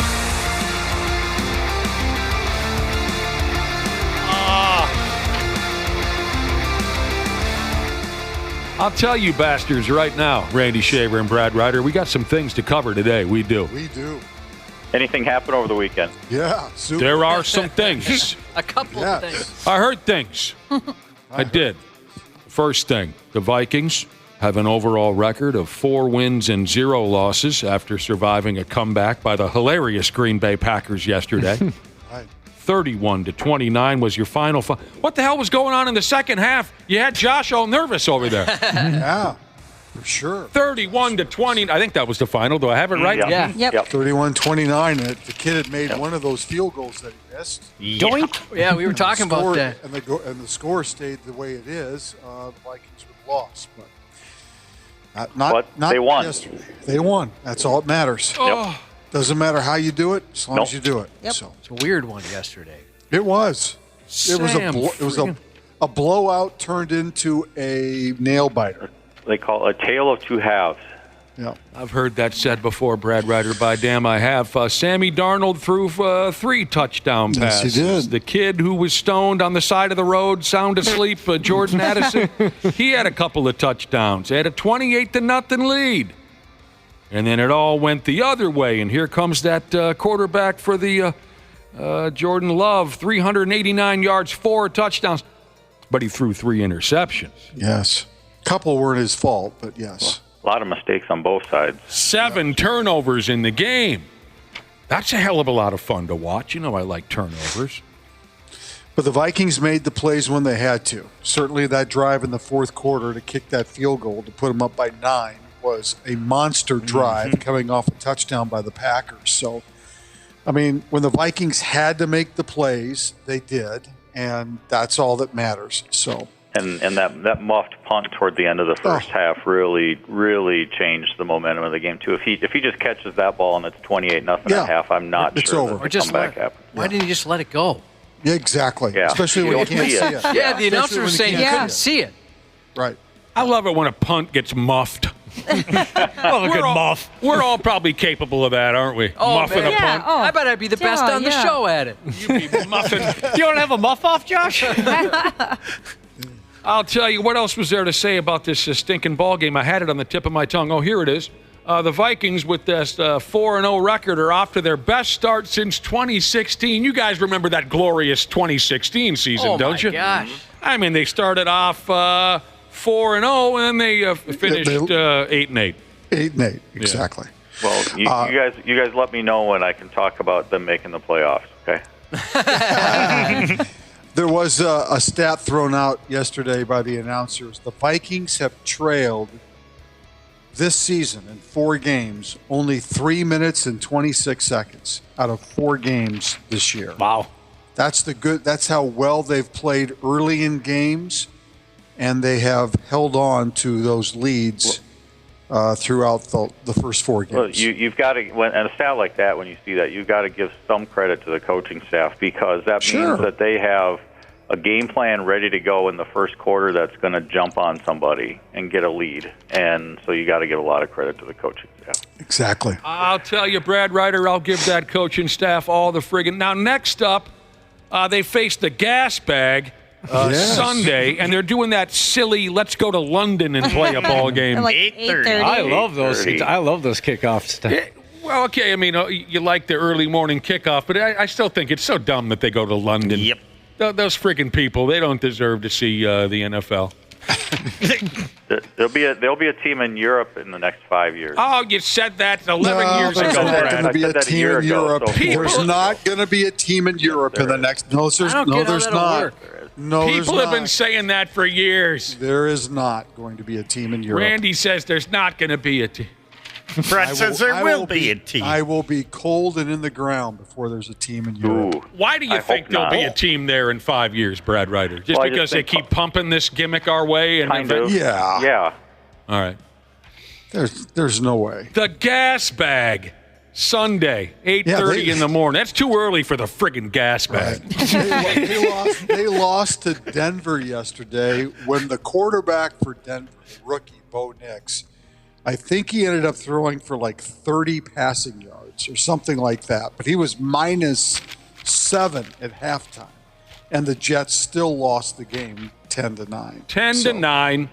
So that's not the greatest team in the world, but they got to go all the way to friggin' stupid England for that. How about my Washington Commodores yesterday putting 42 points on the board? Jaden Daniels, man. I didn't see any of the highlights. Was this Daniels kid just doing his thing again? Yep. He has been the last few weeks. I'm in love with that son of a bitch. He's fantastic. Tonight, a couple of games on, television. Tennessee at Miami. Yep. And the Two Seattle. bad teams right now. The Seattle Sea Ducks and the Detroit Lions. Ooh, that could be a good game. Yeah, See? definitely. I knew that would perk you up a little bit there. That could be a good game. Anything else get your fly going up and down yesterday with the National Football League? Gosh, Fair enough. Not really. Fair enough. No. Oh, by the way, back to that Denver game. There was some kid who collapsed on the sideline. Is he doing okay? Tyler Beatty? I think he is. Yeah, that was scary. I don't know if you watched any of the video. No. The video's up on 93x.com. Was he just dehydrated or? Yeah, I don't know. I don't know what happened. I mean, it was after a hit, right? Oh, it was. Yeah, so I don't know if that could just be coincidence, but it's Sure kinda seems like it was probably related. knocked his lights out. Yeah, I can't say for sure. Nowadays, this used to happen on the sidelines constantly, and no one. But now that we get video of it, everyone thinks, "Oh God, he's dead." Right? You know? Yeah. Well, I hope he's doing all right. Friggin' Golden Gopher game on Saturday. that was bad. I can't talk about it. No. That's just brutal. Chicken call on the onside kick. You prick. we had it. You nitpicking bastard. Yeah. Wow. It was pretty close. I mean, No, it was not pretty close. It was close. It was the wrong call, but it was close. I'm sick to my stomach right now. I really am. I mean, I just hate to see this when the officials are making something up. Like, I don't know why they would throw that flag. And to me, like, it was like these are always close calls, but like that ball's kicked. Like, that's not agreed. What are we doing? Like, let the kids play. The guy's got to be, in my mind, at least a yard or two offside. Yeah. Yes, he does. Who was that guy again? Chris Peterson. Never heard of the guy, but he was some former coach for somebody. Washington, and he's an analyst for Fox. Yeah. Okay, yeah, I like what he said there. You only played it 10 seconds ago, and I already forgot. Did he mention the part where he said on an onside kick, it's always very close? Right.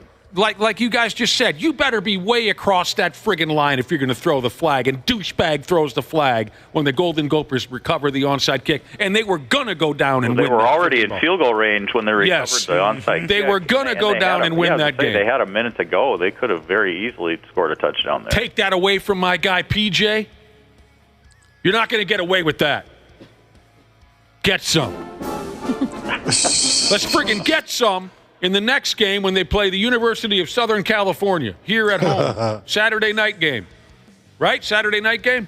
Yes. Mm-hmm. That sucked because that was a fun comeback that the Golden Gophers were putting together. At the big house, they call it.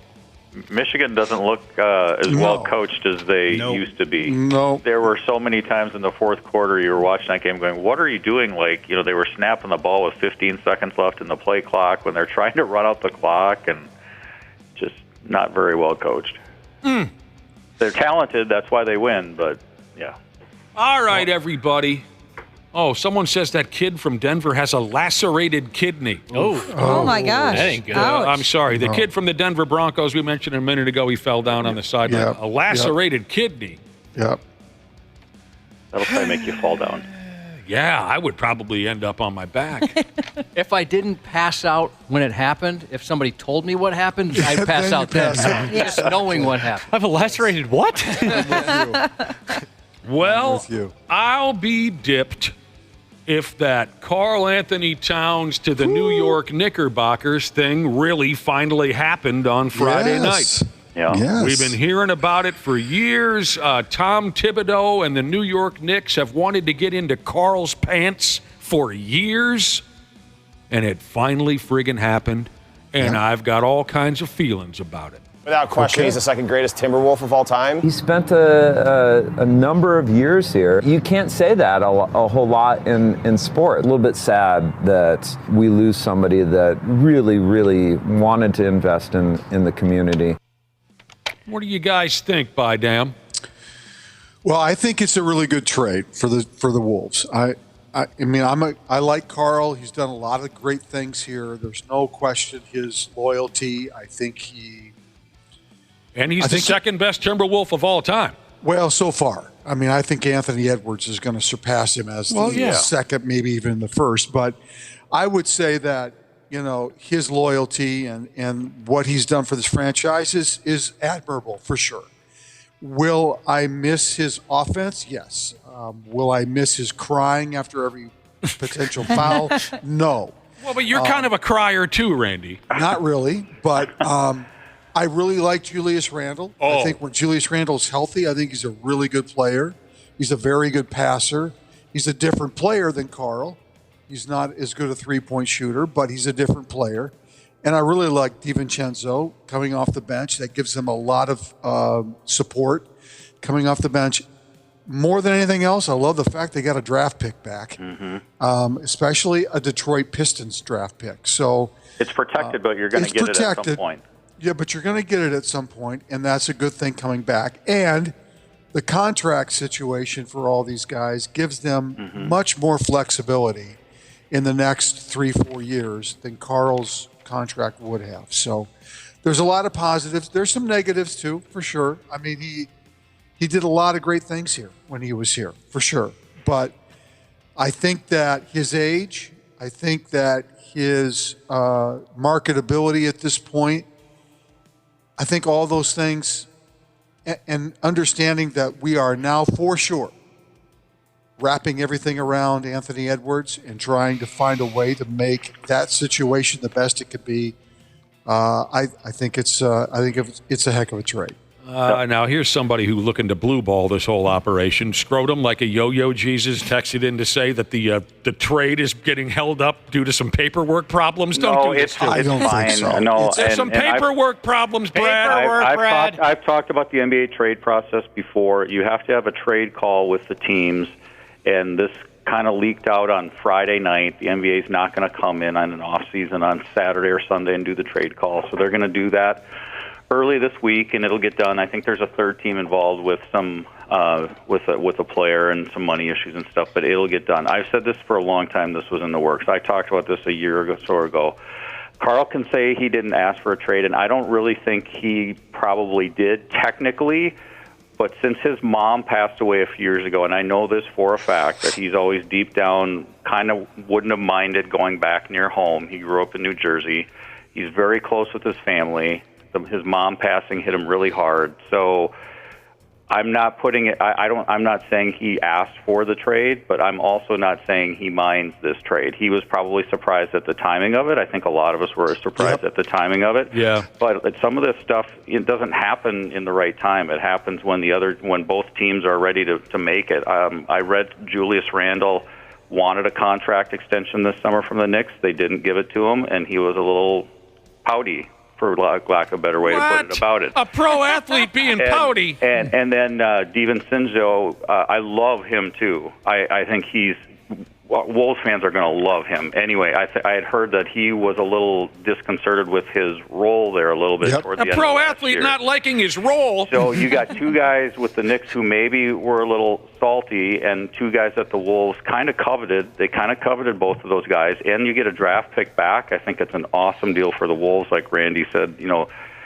Not saying Cat's a bad player. He's a great player, but when you can get two pieces and a draft pick and salary cap relief out of it, it's an awesome trade. You like the deal. Let me tell you something right now. I love Julius Randle and Dante DiVincenzo. I loved watching those guys play for the Knicks, and I hate the Knicks. Yeah. They are terrific ball players, but I do. Dante is a stone cold pimp late in games, man. He'll take that big shot. He's not afraid of it. Yep. But I'm kind of sad to see Carl go. I am. I'm excited. Yeah. I'm excited for everything that you guys said I agree with, but I'm sad to see Carl go. I had my problems with the way he played from time to time, but he is a great player. And Minnesota, and I wish him all the best. I hope he has a lot of success. Minnesota sports fans, we complain all the time about how our general managers and our teams and our ownerships don't want to win a championship. Well, our GM just said, you know what? Yeah, we got to the Western Conference Finals last year, but that's not good enough.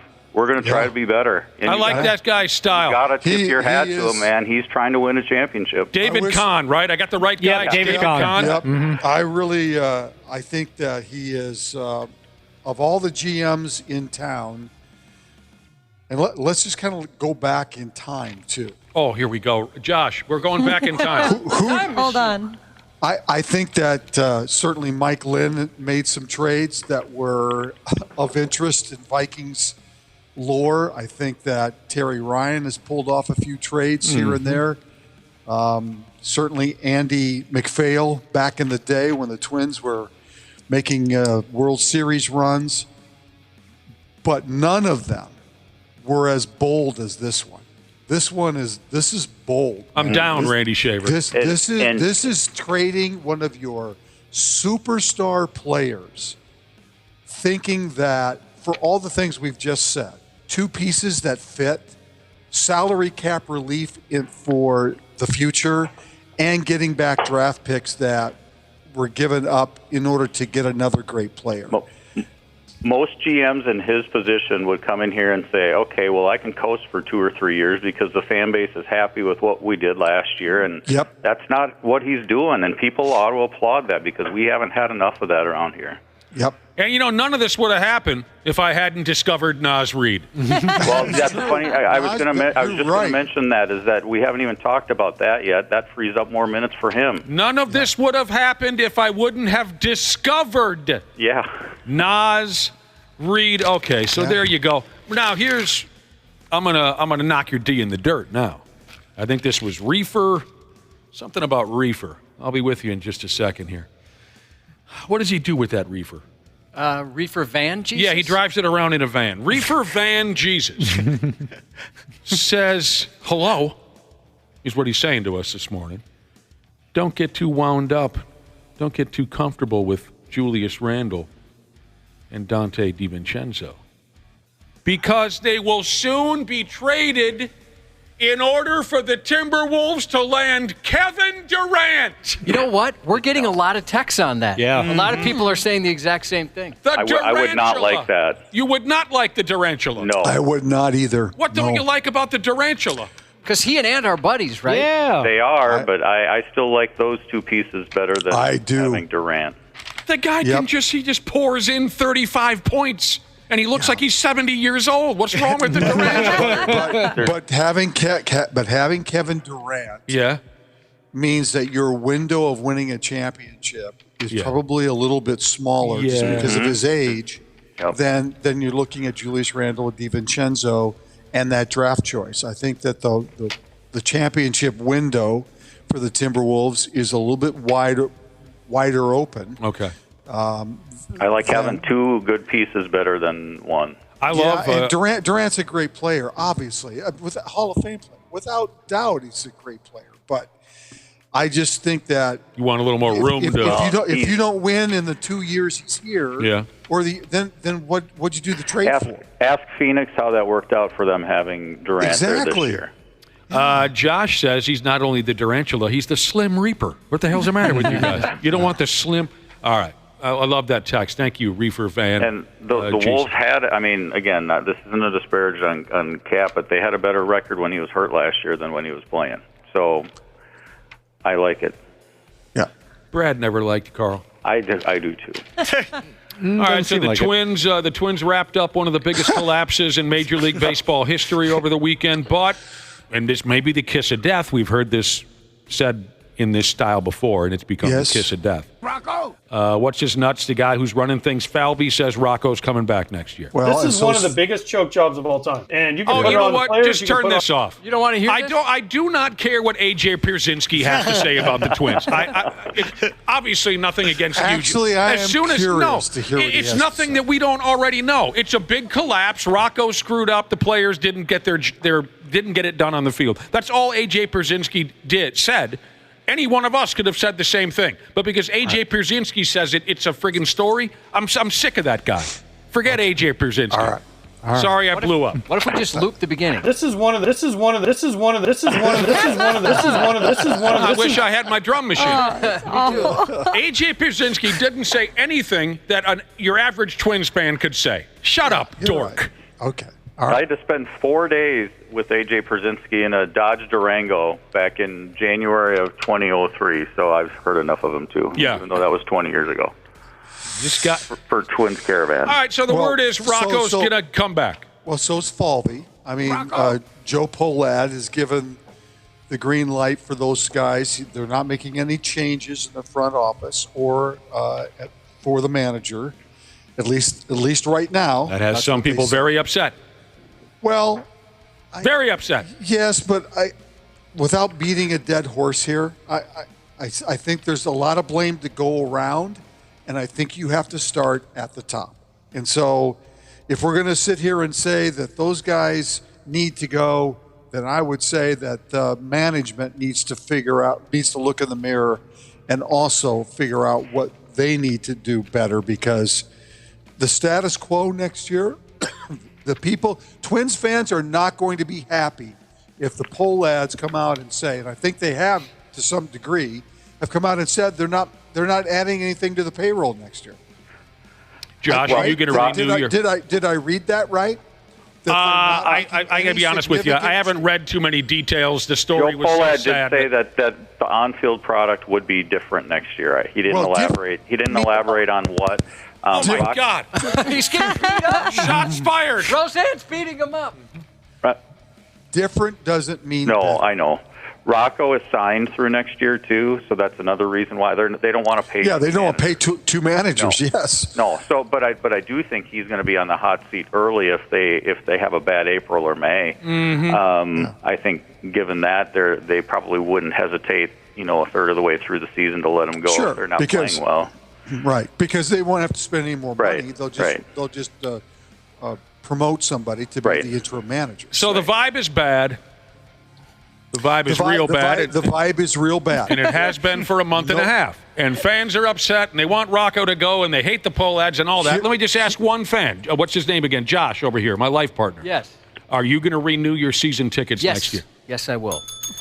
Well, you're going to be in the minority. I wonder if I'll get a discount. Probably not. Hey, there you go. No. I'll give you a coupon for a free hot dog. You will not get a discount. One fan was kicked out of Target Field during Saturday night's game against the Orioles there in that last series. I didn't watch a minute of that last series. I mean, I had lots going on. He got in trouble for holding up a sign that said, defund the Pollads. And he got in like a scrap with security, and he was cursing and swearing. According to the story, he was cursing and swearing and raising all different levels of hell, and they threw him out. Yeah. I mean, I think fans have a right to say what they want to say. Maybe not in that way, but they certainly have a right to say what they want to say. I think this is going to be a big carryover. I think people are not going to forget this. This is not going to go away over time. This is going to be a conversation that's going to take place starting early next year into spring training, unless the Twins make some drastic changes, bring in some free agents, they're going to be scrutinized. Trevor Bauer. Very Yeah, come on, get him. He's available. No, you're right, Randy Shaver. I mean, like I said to start the conversation, this was one of the biggest collapses in Major League Baseball history. Hell no one's going to forget it in a month. As soon as spring training starts, we're going to relive it all over again. I'm saying that if the Pollads decide that they are not going to add payroll, and they're going to stay the status quo, that's not going to be good enough. This is one of the biggest. Oh, go ahead. and the fans. That'll show at the box office for the fans. Oh, big time. Apathy is definitely set in. One thing Joe Pollad and really the whole Pollad family has to learn how to do is not refer to things as business decisions. Exactly. Because Twins fans don't want to hear those two things together. Right. They don't want to hear that they didn't add payroll because it was a, quote, business decision. I want the Pollads to know that I got their back. You want to know why? They own radio stations. They did. And they fired they don't Dana. anymore? Yeah. They don't? Dana. No, they sold. Oh. Yeah. Well, they still got out of the losing business. I like to. Yeah. Well, I don't know. Twin season might say otherwise. I like to kiss the asses of the rich. I do. So I want the Pollads to know that. Which is why you like me so much. You got a lot of money. You got a lot of. There's still more baseball to be played today and playoff spots to be claimed. Awesome. Yeah. It's just awesome. There's So this great. big mess going on with the Braves and the Mets and the Diamondbacks. The Braves and Mets play a doubleheader today, and depending on how this happens or that happens, then the Braves would go here and the Mets. But maybe the Diamondbacks. So They just watch. split the doubleheader and both of them They get both in. go. Yep. And if one of them sweeps the other, then the Diamondbacks get in. Right. Yep. Right. Well, Crazy. and then there's some talk of a mutual forfeit. A mutual forfeit. Like if one team wins the first game, they'll forfeit the second. Forfeit both games. No. And that would get the Braves No. and the Mets into the playoffs, They and they would wouldn't do have to it. worry No, about it the would Diamondbacks. not. I want the controversy. Forfeit. No, they're not going to do that. If I were the manager, I'd call the other manager and say, let's just do a mutual forfeit. Let's not play these games. Let's rest our pitchers, right? Well, from Rest that our perspective, players. that would be smart, but they're not going to do that. They're not going to do that. Come on. We want to can't. forfeit. No, we don't want to forfeit. We want to forfeit. They're always looking for the easy way out. So here's what we do know for the upcoming big league postseason pitcher, as Wapple would say. Pitcher. Yeah, you got the friggin' Yankees as the number 1 seed there in the American League, so they and the Guardians can rest and hang out at the strip joint for a few days and wait for these other series to play out. Detroit's going to play Houston. I love the pitching matchup in that first game. Boy, I'll be rooting for the Tigers. Skubal against Valdez. That's amazing. If you're not rooting for the Tigers, you're a bad person. I'm rooting for the Tigers. Kansas City and Baltimore. So rooting for the Tigers. Kansas City and Baltimore. Who are you rooting for? I want to see I'd like Baltimore to see Kansas City. I want to see Baltimore win. I'm normally the kind of guy that would root for the Midwest, corn-fed type vibe. Oh, okay. But they just won a couple of. They're in the World Series a few years ago, right? Yeah. Why don't I root for Baltimore? I want to see the Orioles. All right. What is this? That's a picture from a listener named Jace. Josh just handed me a new Twins logo, but I don't get the joke. Minnesota Tees? Spell it. Tees? See, T-S? what's it missing? Oh, it's missing win. The new logo is just a T, large space S. They took the win right out of the Twins. No, yeah. Ouch. Son of a bitch. It took me a second to get that, too. Yeah. In the National League, we'll find out what happens with Atlanta and New York Mets and, Arizona. But the Brewers and the stinking Padres are in there. The two teams that get some days off are the Dodgers and the Phillies. I love the precise start times for tomorrow. The Tigers-Astros, 1:32 p.m. Don't tune in at 1:35. You'll be late. Nobody wants to be late for the Chicago White Sox did set the modern Major League record for losses in a season. They went up to 121 over the weekend. I saw where Jerry Reinsdorf put out a letter and apologized for the embarrassing season for White Sox fans. He did? He did. It was a very long letter, by the way, that he put out to White Sox fans. I don't know how much of that, White Sox fans will appreciate or feel like it's sincere, but I'm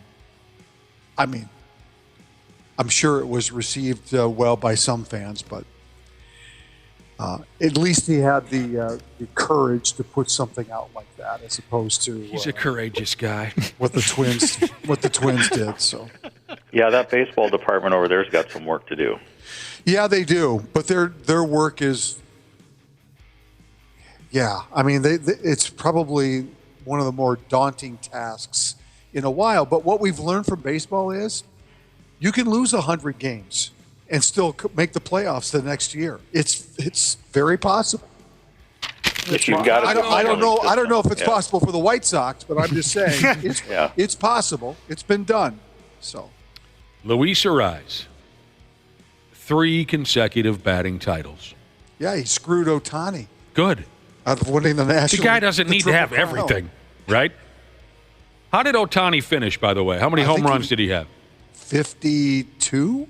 I don't have it right in front of me. Close to 60 steals, I think. How many steals? Because Saturday, I didn't look at his total, sorry, but Saturday he passed Ichiro Suzuki for the most steals by a Japanese-born player in a single Major League Baseball season. Ohtani broke that record when he hit 57 steals. He also successfully stole 34 straight bases, which is that's second best in franchise history behind Davey Lopes. Wow. Who stole 38 straight bases in 1975. So someone look up his stats. How did he wrap it? Looks like 54 home runs and 59 stolen bases. Man. His last 12 games, I'm just reading this, last 12 games he went 29 for 53 with 7 homers, 22 RBIs, and 11 stolen bases. That's pretty good. That's not bad. But you put that 59 stolen bases in context with what Ricky Henderson did when he stole 130, and you just go, "Wow, that's not even half of what Ricky Henderson did in 1982." Can you tell us again? Can you tell us again what Ricky Henderson said last week at the final home game for the Oakland Athletics? Because I can't be sad. I've got too much money. That's right. What a guy. I wish I could say something like that. But Luis Arraez, over the weekend, clinched his 3rd consecutive batting title there with the San Diego Padres. Third different team. First player ever to accomplish that. 3 different teams. So he started with the Twins. And then he got the batting title with the Florida Miami Marlins. Yep. And then he goes to, well, we're very, very happy for Luis. He's a hell of a hitter. Yes, he is. Hell of a hitter. All right, what is this now? You man, bear, pig fans, if you haven't heard this already, get ready to wet your little sweatpants. Kirill Kaprizov. This is according to a sports writer in Chicago. Kirill, they're playing preseason games already, aren't they? Yeah, they are, yes. You guys know how I love preseason games. Oh, preseason hockey. Yep. Only thing you like more than preseason is the draft. I don't care what it is, Wapple. Hockey, baseball, football, basketball. Preseason games are where it's at. Yep. Do you guys have a line on some tickets? That's all I want to know. Third place game. Kirill Kaprizov wants to ditch the Pigs for the Chicago Blackhawks.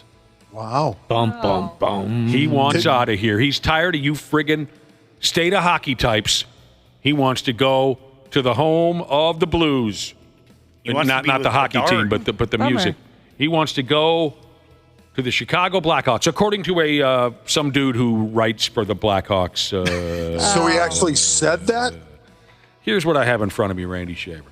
On a recent episode of something called The Athletic Hockey Show, Chicago Blackhawks reporter Mark Lazarus said if he were a Pigs fan, he would be worried. He has heard from multiple people, both inside the NHL and outside, that Kirill Kaprizov wants to come to Chicago next year. The Pigs haven't shown him enough this and that to lead him to believe that they're a cup contender. And he's still got 2 years left on his current deal and all kinds of other confusing contractual stuff. But he doesn't want to be here anymore, according to this one dude. He wants to go play for the Chicago Blackhawks, who have even more of a hurdle to get to the Stanley Cup playoffs than the Wild. I now, don't know. just so you know, as soon as this information went, what's the word the young people use? Viral. This Lazarus guy said, well, I didn't exactly say that. I didn't mean it like that. A lot can still happen.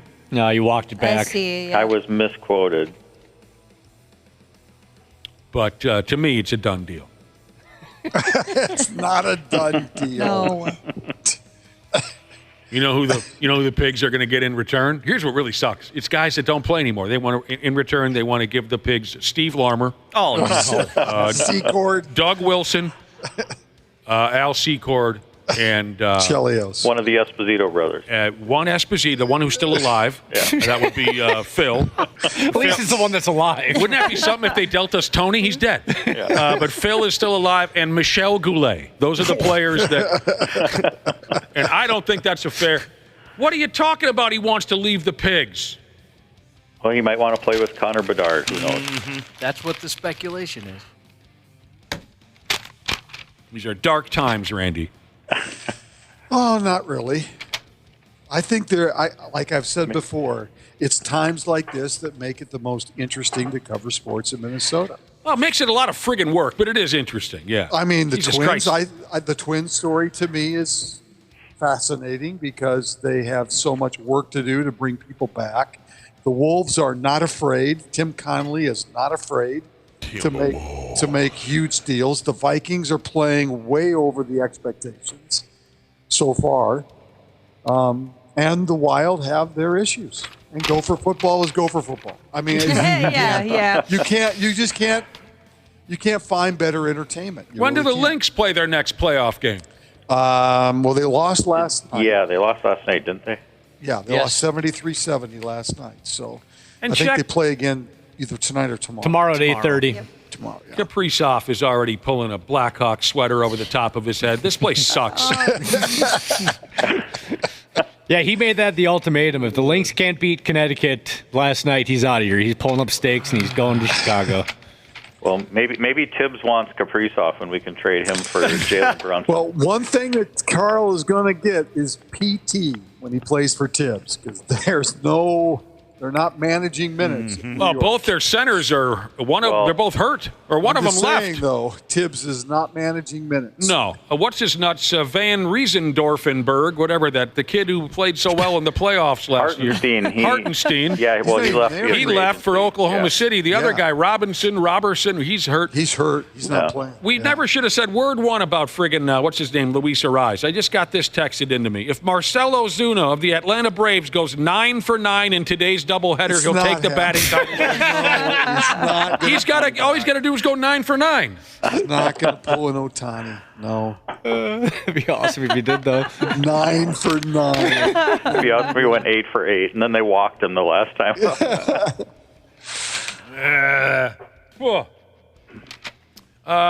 Who's the biggest spender around here when it comes to Amazon? Who wants to fess up? My wife. I was going to say my wife. My wife. Do they spend a lot of monies on Amazon? My wife does, yes. More than she should, yes. I spend a decent amount. I've tried to control it, though. Randy Shaver, some of the items, Brad Ryder, that your wives buy, when you look at the lineup of what they've purchased, you ever scroll through the lineup of, you see what I'm saying to you? I don't know exactly what she buys, but I see the bank statement every now and then. And exactly. I see that it's an Amazon charge and another Amazon. Is a lot of it? Is it unreasonable stuff that you don't need? I have no idea. Good. That was none of your business. Okay. Brad. If in my case, I think it's all grandkid related. Okay. So there you go. I guess I can't argue. Here's why I ask.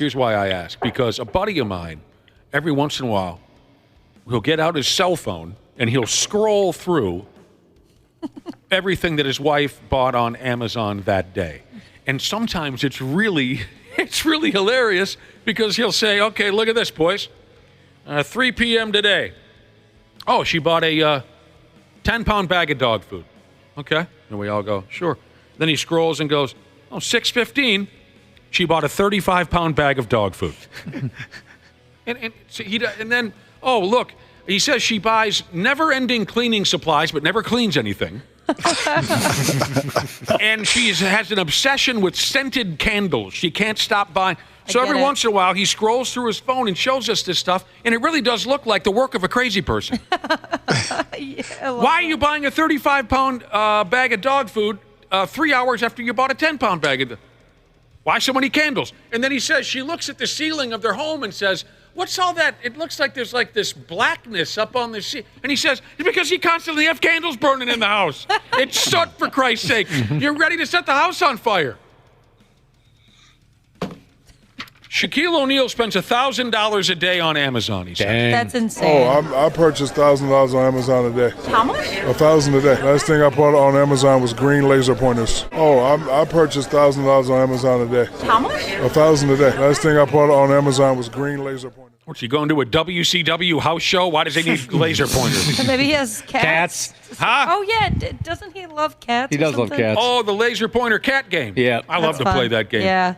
I feel bad But the cat I have, he gets winded real quick. Oh, no. He kind of goes, holy balls of laser, I'm going to go this way. Then he sits down and goes, whew, Jesus, that was a hell of a... Cute. $1,000 a day, Josh. That's a lot of bread. Not a lot of us could do that. No. Well, just a couple of days, tops, maybe. Friggin' candles, cleaning supplies, and dog food. My buddy's going broke on that.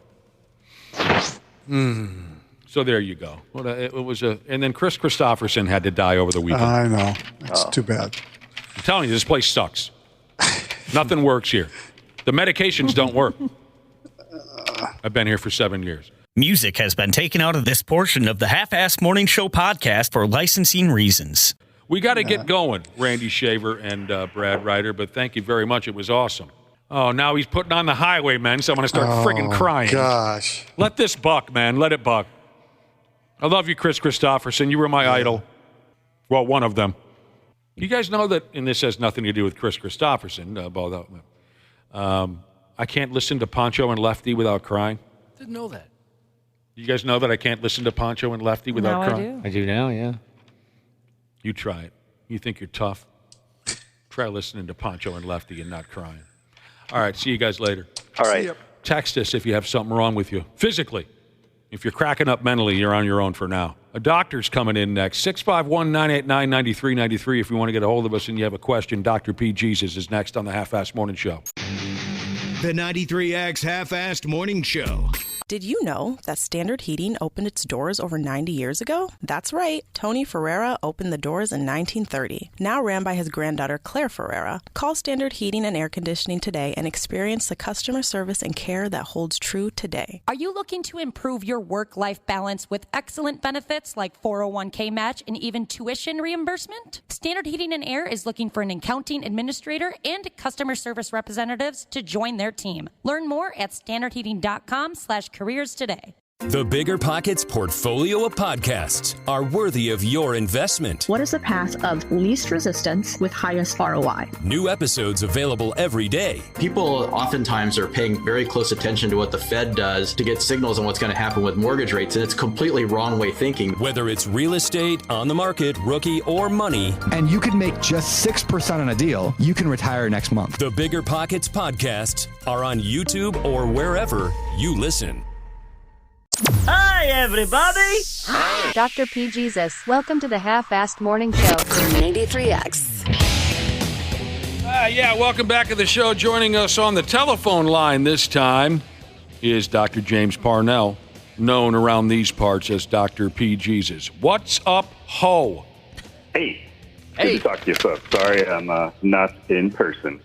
Sounds like you're in a bathroom. Is that the problem? Are you taking a poop? I'm not. You guys actually sound like you're in a bathroom as well. You're a friggin' bathroom. You know, all that's right? immature. Yeah. I'll show you a bathroom. Floor of a bathroom at the State Fair, and Ashley's there, and her boyfriend. Oh, having sex. Ashley and her boyfriend are at the State Fair, and they had sex. Did you hear about that, Dr. P? You're a doctor. I think I did. In like a biffy? No, it was a State Fair, like an actual bathroom. Oh, okay. That's much better. Urine everywhere. Yeah, right. How unsanitary is that? I mean, having sex with Ashley. Well, What's the first thing a guy should check for? Yeah. I mean, it depends how many years ago it was. At some point, it was probably all right. Yeah. Well, it was a while. I think something would have happened to me already. Yeah. Well, we're not worried about you. We're worried about the guy. Yeah, I thought that was clear. I thought we were pretty clear about that. Yeah, It's sorry always... if we gave you the impression we meant you. Right. He's alive. Always thrilled to have you with us, Dr. P. Jesus. So here's the deal. We got some questions that have been sent in to our text machine. The number is 651-989-9393 if folks have something or another wrong with them. Now, for starters, this one might force you to think a little bit. There's not a hell of a lot of information here, but I think I'll do my best. The past week, a listener says, I've been having an extremely bad pain. He says, on my forehead, it hurts to the touch. Doesn't mention a bump or anything, but it sounds like there's just a spot, Summers, on his forehead that is painful and hurts to the touch, starts about an hour after I wake up and lasts throughout the day. Ibuprofen doesn't help. This is a 30-year-old male texting into you, Dr. P. Doesn't mention a bump or anything, I think it sounds more like just a spot, Summers, on his forehead, and it hurts like hell. Weird. Yeah, that's interesting. I mean, And it's not there all the time. It doesn't start till after an hour after getting up. That is... Well, I mean, he says, he feels it an hour after he gets up, lasts throughout the day. And then it's there all day. Yeah. At first, I thought maybe it was just a zit coming in. You know what I mean? Oh, yeah. Right. I mean, I guess that's basically the key is going to be, right, is there something going on with the, skin, some sort of inflammation, a pimple, some kind of thing under the skin that is actually causing the pain. There are some unusual nerve syndromes that can affect the face. You know what came to mind for me, Dr. P? What's that friggin' gimmick that everyone catches once they hit 50? Shingles. It's possible. Shingles can cause pain on the face or different places. Sorry, there's a dog. Is there a clown in the background? What is that? That is... Are you at the circus? No, I am at That's why you couldn't That is Google the dog. Google the dog is biting on a toy or something? Yes, these pictures are all the time. They're good. Scare her away with a leaf blower. So basically, right, it could That was be pretty something cute. like shingles, though that usually will sort of progress over several days, and then you get a rash. But did he say how long it had been going on? He didn't, right? Did not say. Okay. So, I mean, that's one of the other things. There's a thing called trigeminal neuralgia, or the old French term that I like to use is tic douloureux. Yeah. Got a kick out of that. Yeah, no, that is literally that's like the historical name. Say it again. Tic douloureux, like tic douloureux. Dolerous, maybe. It's fun to say. But that is that's a thing where you can have essentially just some really hyperactive sensation in the trigeminal nerve up in the face. Huh. But again, it's that usually kind of causes like spasms of pain. It can be very sensitive to touch.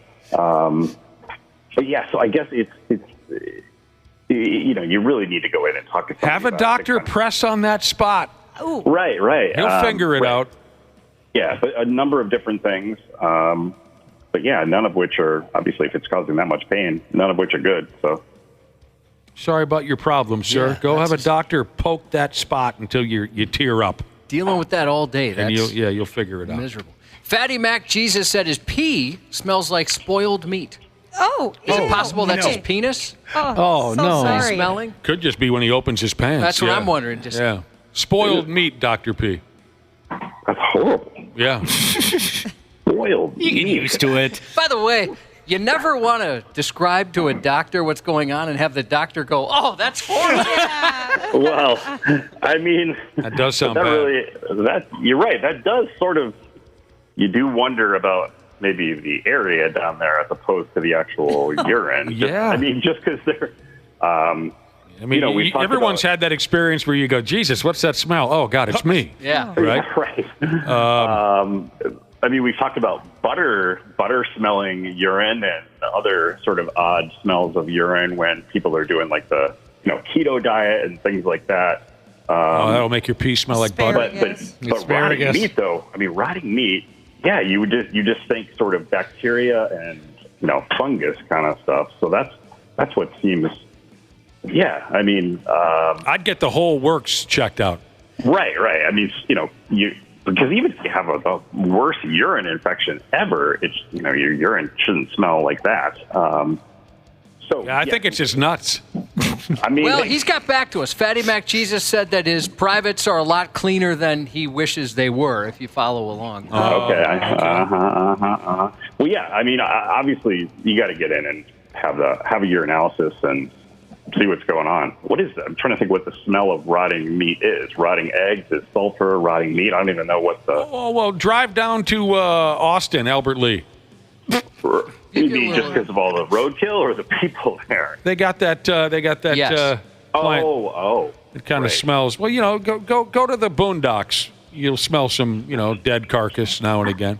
Yeah, I mean, you don't want any part of your body to ever smell like that. Basically. No, that's not good. That's not good. What about this? If we keep everything clean and sanitary, is it okay for me to slice off my wife's moles at home? Oh, boy. Her moles? Yeah. Wow. Here's a guy that doesn't want to spend any money at the doctor, I would imagine. Exactly. My brother's the same way. My brother won't go to the doctor. He'll cut things off and pry teeth out of his mouth and whatnot all on his own at the house because he's too cheap. He's too cheap to go to the doctor or a dentist. I sort of wonder if they mean moles or like skin tags or something. I mean, just because, moles, you gotta. I mean, that's a pretty significant. They're deeply rooted, are they not? Yeah. Tissue to remove, even if it's sort of a mole that's raised above the skin. I have to say, as a professional, we do not recommend that at home, even if you use sterile equipment and all that, just because partly, moles, if they're actually moles, you want to make sure you know what it is before you cut it off. Oh, yeah, I didn't think about that. If it's a early cancerous mole, then you just lost your specimen. If it's, so maybe they mean skin tags, which is just, those little kind fleshy colored things that people can get around their neckline or in their armpits. And I mean, don't be doing that at the house. I did it once. We've all done it, right? We've all done it. What did you try to remove again? I've only had one mole, and I removed it, and because I went in, and they're like, yeah, we couldn't freeze it off or just cut it off. And I was like, all right, whatever you want to do. And I made an appointment. I thought, well, I could probably cut that off at home. And I did. And it was very bloody, way more bloody. Yeah. To the point where I thought, uh-oh. I mean, what if you would have given yourself a terrible infection or something, right? Yeah, I didn't think that far ahead. No, I just thought I'm going to save a couple of bucks. If they're just going to cut it off, I can give it a shot. I cut a wart off of myself when I was a kid. You know, it's just silly. Yep. So it's not a great idea. And yeah, a lot of things, even if they're small, will bleed like crazy. And you know, when we use local anesthetic, it typically has a little bit of epinephrine in it too. So it's a vasoconstrictor, which actually makes the blood vessels shrink right there so that it's not going to bleed as much. And then we also have, you know, different things or an electrical device that we can cauterize it real quick too. Right. Yeah, things can. Well, I have a question for this guy. Another, if he can get back to us. So he's making this call. I'm going to cut the warts and the skin tags off my wife. I want to hear from his wife. What does she make of all this? What if this is news to her? What do you mean I can't go to the doctor? You're going to do this in the garage while we listen to an old... Right. Or she wakes up with a pinch in the morning and wonders what just happened. I don't know. That sounds foolish to me. Someone's going to get hurt or infected or something. Okay. Dr. P. Jesus is on the telephone with us. Listeners are free to text in 651-989-9393 if they have a question. Boy, there's a lot going on in the background. Yeah, really. I am really sorry. Yeah, these guys, it's my dogs too. You got dogs running wild in the house. They're listening to me talk and they think I'm talking to them. That's I think the problem. My dogs do the same thing when I'm on the phone. I get it. How many do you have right now? Just one foster and then my dog, so two. So are you broadcasting inside or outside? No, I'm inside the house, yeah. Is that what you mean? I was trying to make you say outside, and I screwed that up, so the dogs would go crazy. Remember Rice Aroni? Let me ask you something. When you're at a pool, is it better to run or walk? What did they used to call? It's definitely better to WALK. Smart man. What was the catchphrase to Rice Aroni? It was the San Francisco what? CREAT.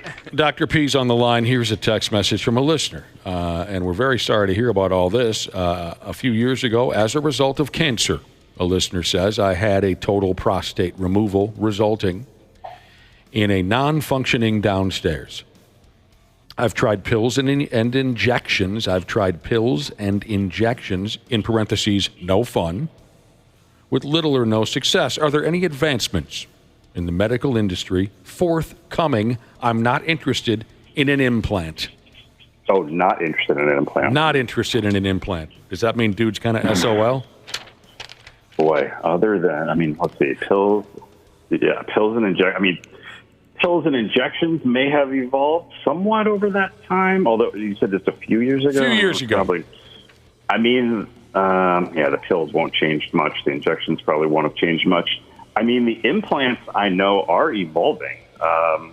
Historically, the implant was sort of something that was there that didn't change. So you're kind of functional all the time, I guess, is maybe the way to put it. Sure. Now I know there are devices that can be activated or, inflated. You push a button. Basically to, short of that, I don't know that there's anything new. Maybe I could probably look that up at the break and just see, but, because if basically it's the nerves that get injured, maybe the blood vessels, but these tiny little nerves that coordinate all that activity that unfortunately are very delicate and they're kind of right around the prostate. And so when they do a prostatectomy, it's, they're doing everything they can to try to preserve those nerves, but it's impossible to completely preserve them. And so once the nerves are gone, you just, your body can't control things there. So I had one of those erection injections Professionally, I had to have one. It wasn't as bad as I thought. I was terrified. First, why does the needle have to be so big compared to what I got going on down there? Why did you have an injection for your erection? They had to scan it. Oh, yeah. Oh, I remember this. Yeah, you needed to get full attention. I had a penile cancer scare, so yeah, they had to scan it. And by the way, so they measure it too, which is humiliating. No. Do they really? It was me and the urologist was a gentleman, and then there's 3 nurses in there, 2 students, and then the nurse. And we were all watching on Zoom. You didn't have to. We had to zoom in far. They all saw your little pee-pee? Well, the ladies turned away. Out of disgust. But when they measure it, they do so in centimeters, which I appreciated. That's kind. That's nice of them. They must do that on purpose, right? Just for the gentleman. Absolutely, right. Yeah, I mean, it's always going to be a much higher number. You know? I didn't have the insurance for them to measure it in millimeters. I would have appreciated that more, but I was glad they did centimeters. They had to keep records on you, right? We got to measure that sumbitch. And can you... Go ahead, I'll look it up quick during the break and just see if I can... This guy that texted in about... he's on a quest for a boner.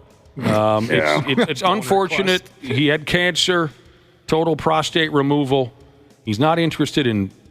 Well, at least he tried pills and injections. He's not interested in an implant. Dr. P is going to look it up for you. We'll get back to you after we go to commercial here in a little while. Thank you for texting in. Sorry about all that, and hopefully we'll have some more information for you, because lots of advancements can be made quite quickly, can they not, Dr. P?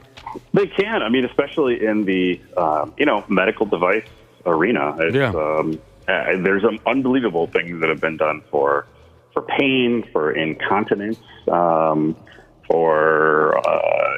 things like Parkinson's disease, deep brain. I mean, it's pretty wild. And then obviously there's a zillion different heart things to open blood vessels, to basically replace a valve without having to open your chest. I mean, oh wow. They can thread a valve up in there and kind of deploy it through a big artery. And hey, Josh, some listeners want you to be clear. Did they measure your Johnson, as one listener put it, did they measure your Johnson when it was sad or happy? Well, they had to do that's what the injection was for, to make it happen. Oh. Yeah. Oh, you didn't follow that the first time? No, I didn't. Yeah. It was an erection injection. Yeah, it was for the inspection.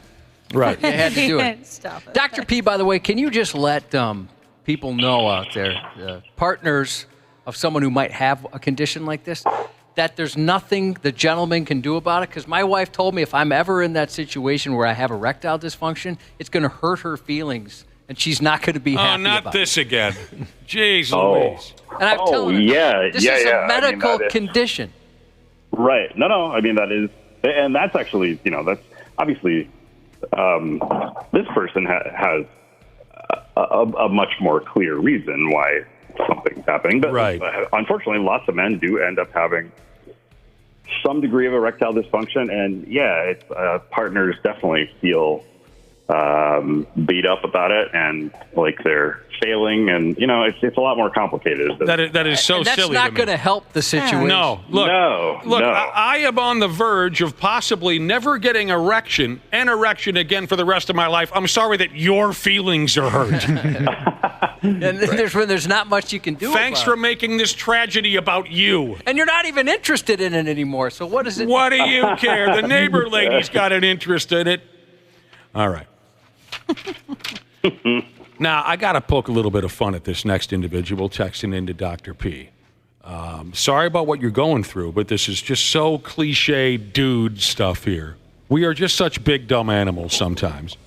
Dr. P, I'm a 26-year-old male, and I have chest pain every day from the time I wake up to the time I go to bed. I've been going through this for about 2 years. Oh, my gosh, that is such a typical man. You go to the doctor already. 2 years. It's only been 2 years. And all day, every day, no biggie. Yeah.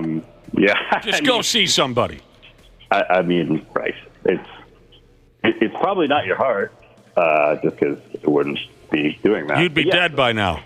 But obviously something's wrong, and those can be tricky ones to figure out sometimes too. But sorry to bust your balls, but that's silly that you've been hanging around for 2 years going through that every single day. Come on, man. Please go be seen. Mm-hmm. What about restless leg syndrome? A listener here said, this is, you picked him up, you dropped him, Jesus. He's had it really bad in the mornings. You think he must mean like in the early morning hours when he's still in bed, or? Well, he said morning. I don't know. I guess I'm assuming maybe when he wakes up. Well, the only times I've ever had it was before bed, like when I was going to. Yeah. I mean, typically, right. So restless leg syndrome is a thing that can prevent people from falling asleep or staying asleep. But typically it's when you're getting in bed, you sort of have this like a discomfort or irritation in your legs, and the only thing that kind of maybe helps it feel a little better is to wiggle your legs around, but because you keep doing that, you just can't fall asleep. Is that what it is? Okay. Kind of like freak out a little. Yeah, it's not like, I don't think it really hurts. It's not cramps. It's uncomfortable. It's just, yeah, right. It's a nervous system thing. So, the nerves are just sort of unsettled but yes, so it's usually more of a problem falling asleep. I wonder if he just means, he said 8 o'clock. Fidgety legs, that kind of thing, when he's up and around in the morning, at work or something. I mean, let me see. This caffeine or various things. So I just wonder if we're talking about the same thing. This is interesting to me. Okay. I've always assumed that restless leg syndrome was just when you kind of fidgety bounce your legs around, but that's not it. Josh, you say you have this problem every once in a while. I'd say every few months. And so you feel uncomfortable, discomfort in your legs. Yeah, and I feel like my legs want to run a marathon. Yeah, but I don't. That's outdoors, and there could be teenagers out there, so I'm not going to do it. But my legs, they do feel like they just want to go. Okay, it's uncomfortable. I move my legs around like I drum with my feet all the time Yeah, when I'm so do I. But I've never had that, so I always thought that was restless leg syndrome, but now I'm finding out that maybe that is too. I don't think so. Yeah, I don't. I think it. There's a difference between fidgeting and feeling a real sense of discomfort, like you have to move your legs. Yeah, right, I'd say the fidgeting thing is more like restlessness, I guess. Yeah, right. The restless leg syndrome, I think it's just called that because you don't rest well. I mean, maybe it shouldn't have the same name, but no, it is different, right? It's a discomfort thing. It's and there are. I didn't know you were going through that, Josh. Yeah, every once in a while. Yep. Interesting. That and restless dong syndrome. That's never happened to you, Nick? No. That surprises me more. I thought that was like a normal thing people went through. I'm just learning this now. I'm always drumming my hands and tapping my feet, but I've never once got into bed and had this kind of uncomfortable feeling that my legs must move.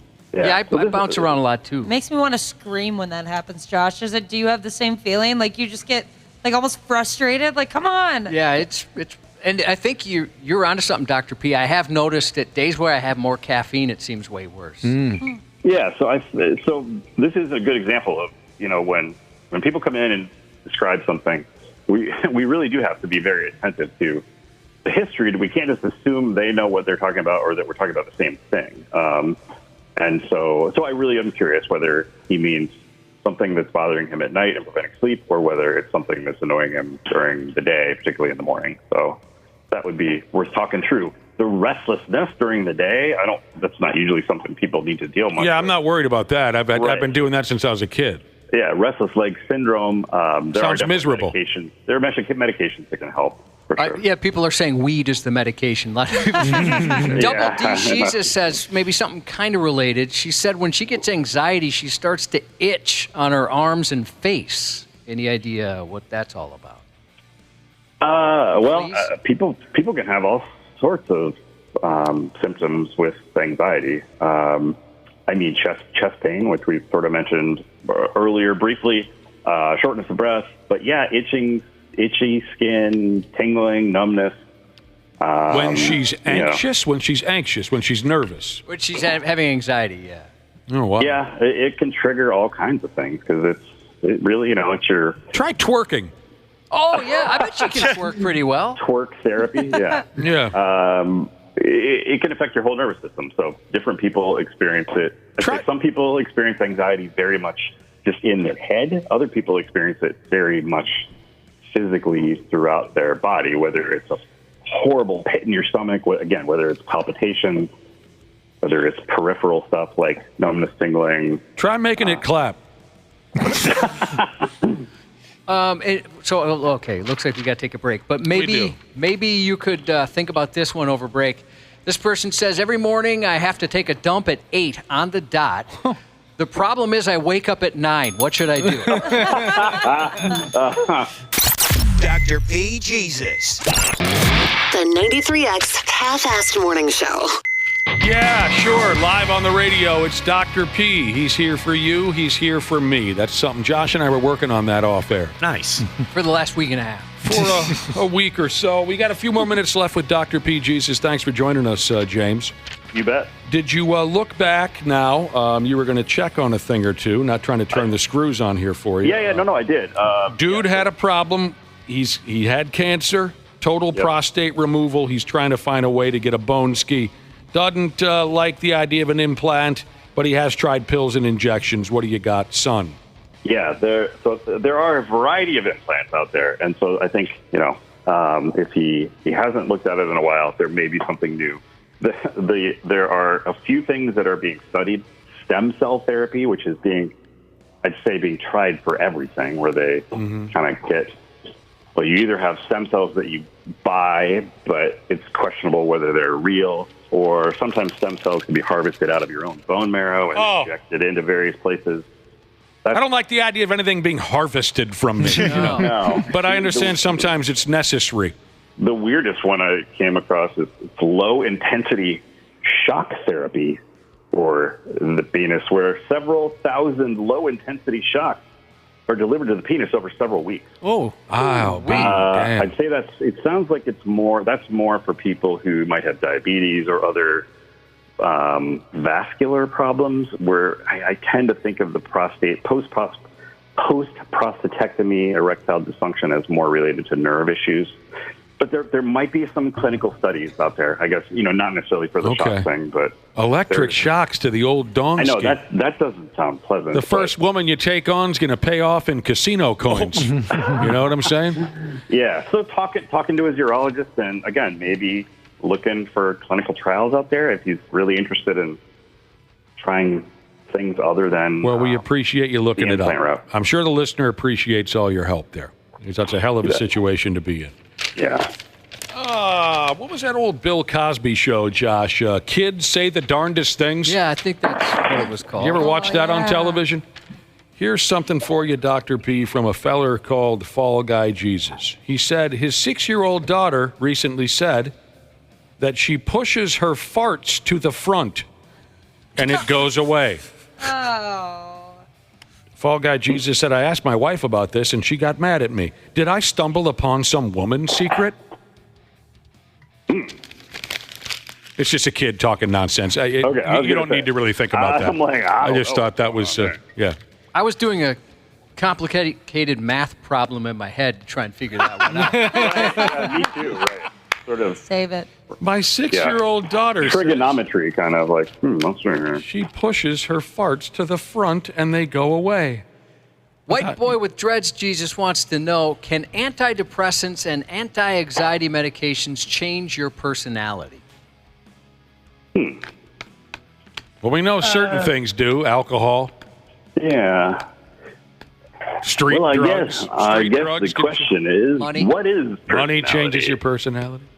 What is personality? Ooh, that's a deep question. Yeah, I guess, when I was on a stronger anxiety medication, the person who I was, I guess you could say it changed. The way I acted normally changed. Yeah. If that, I don't consider that personality?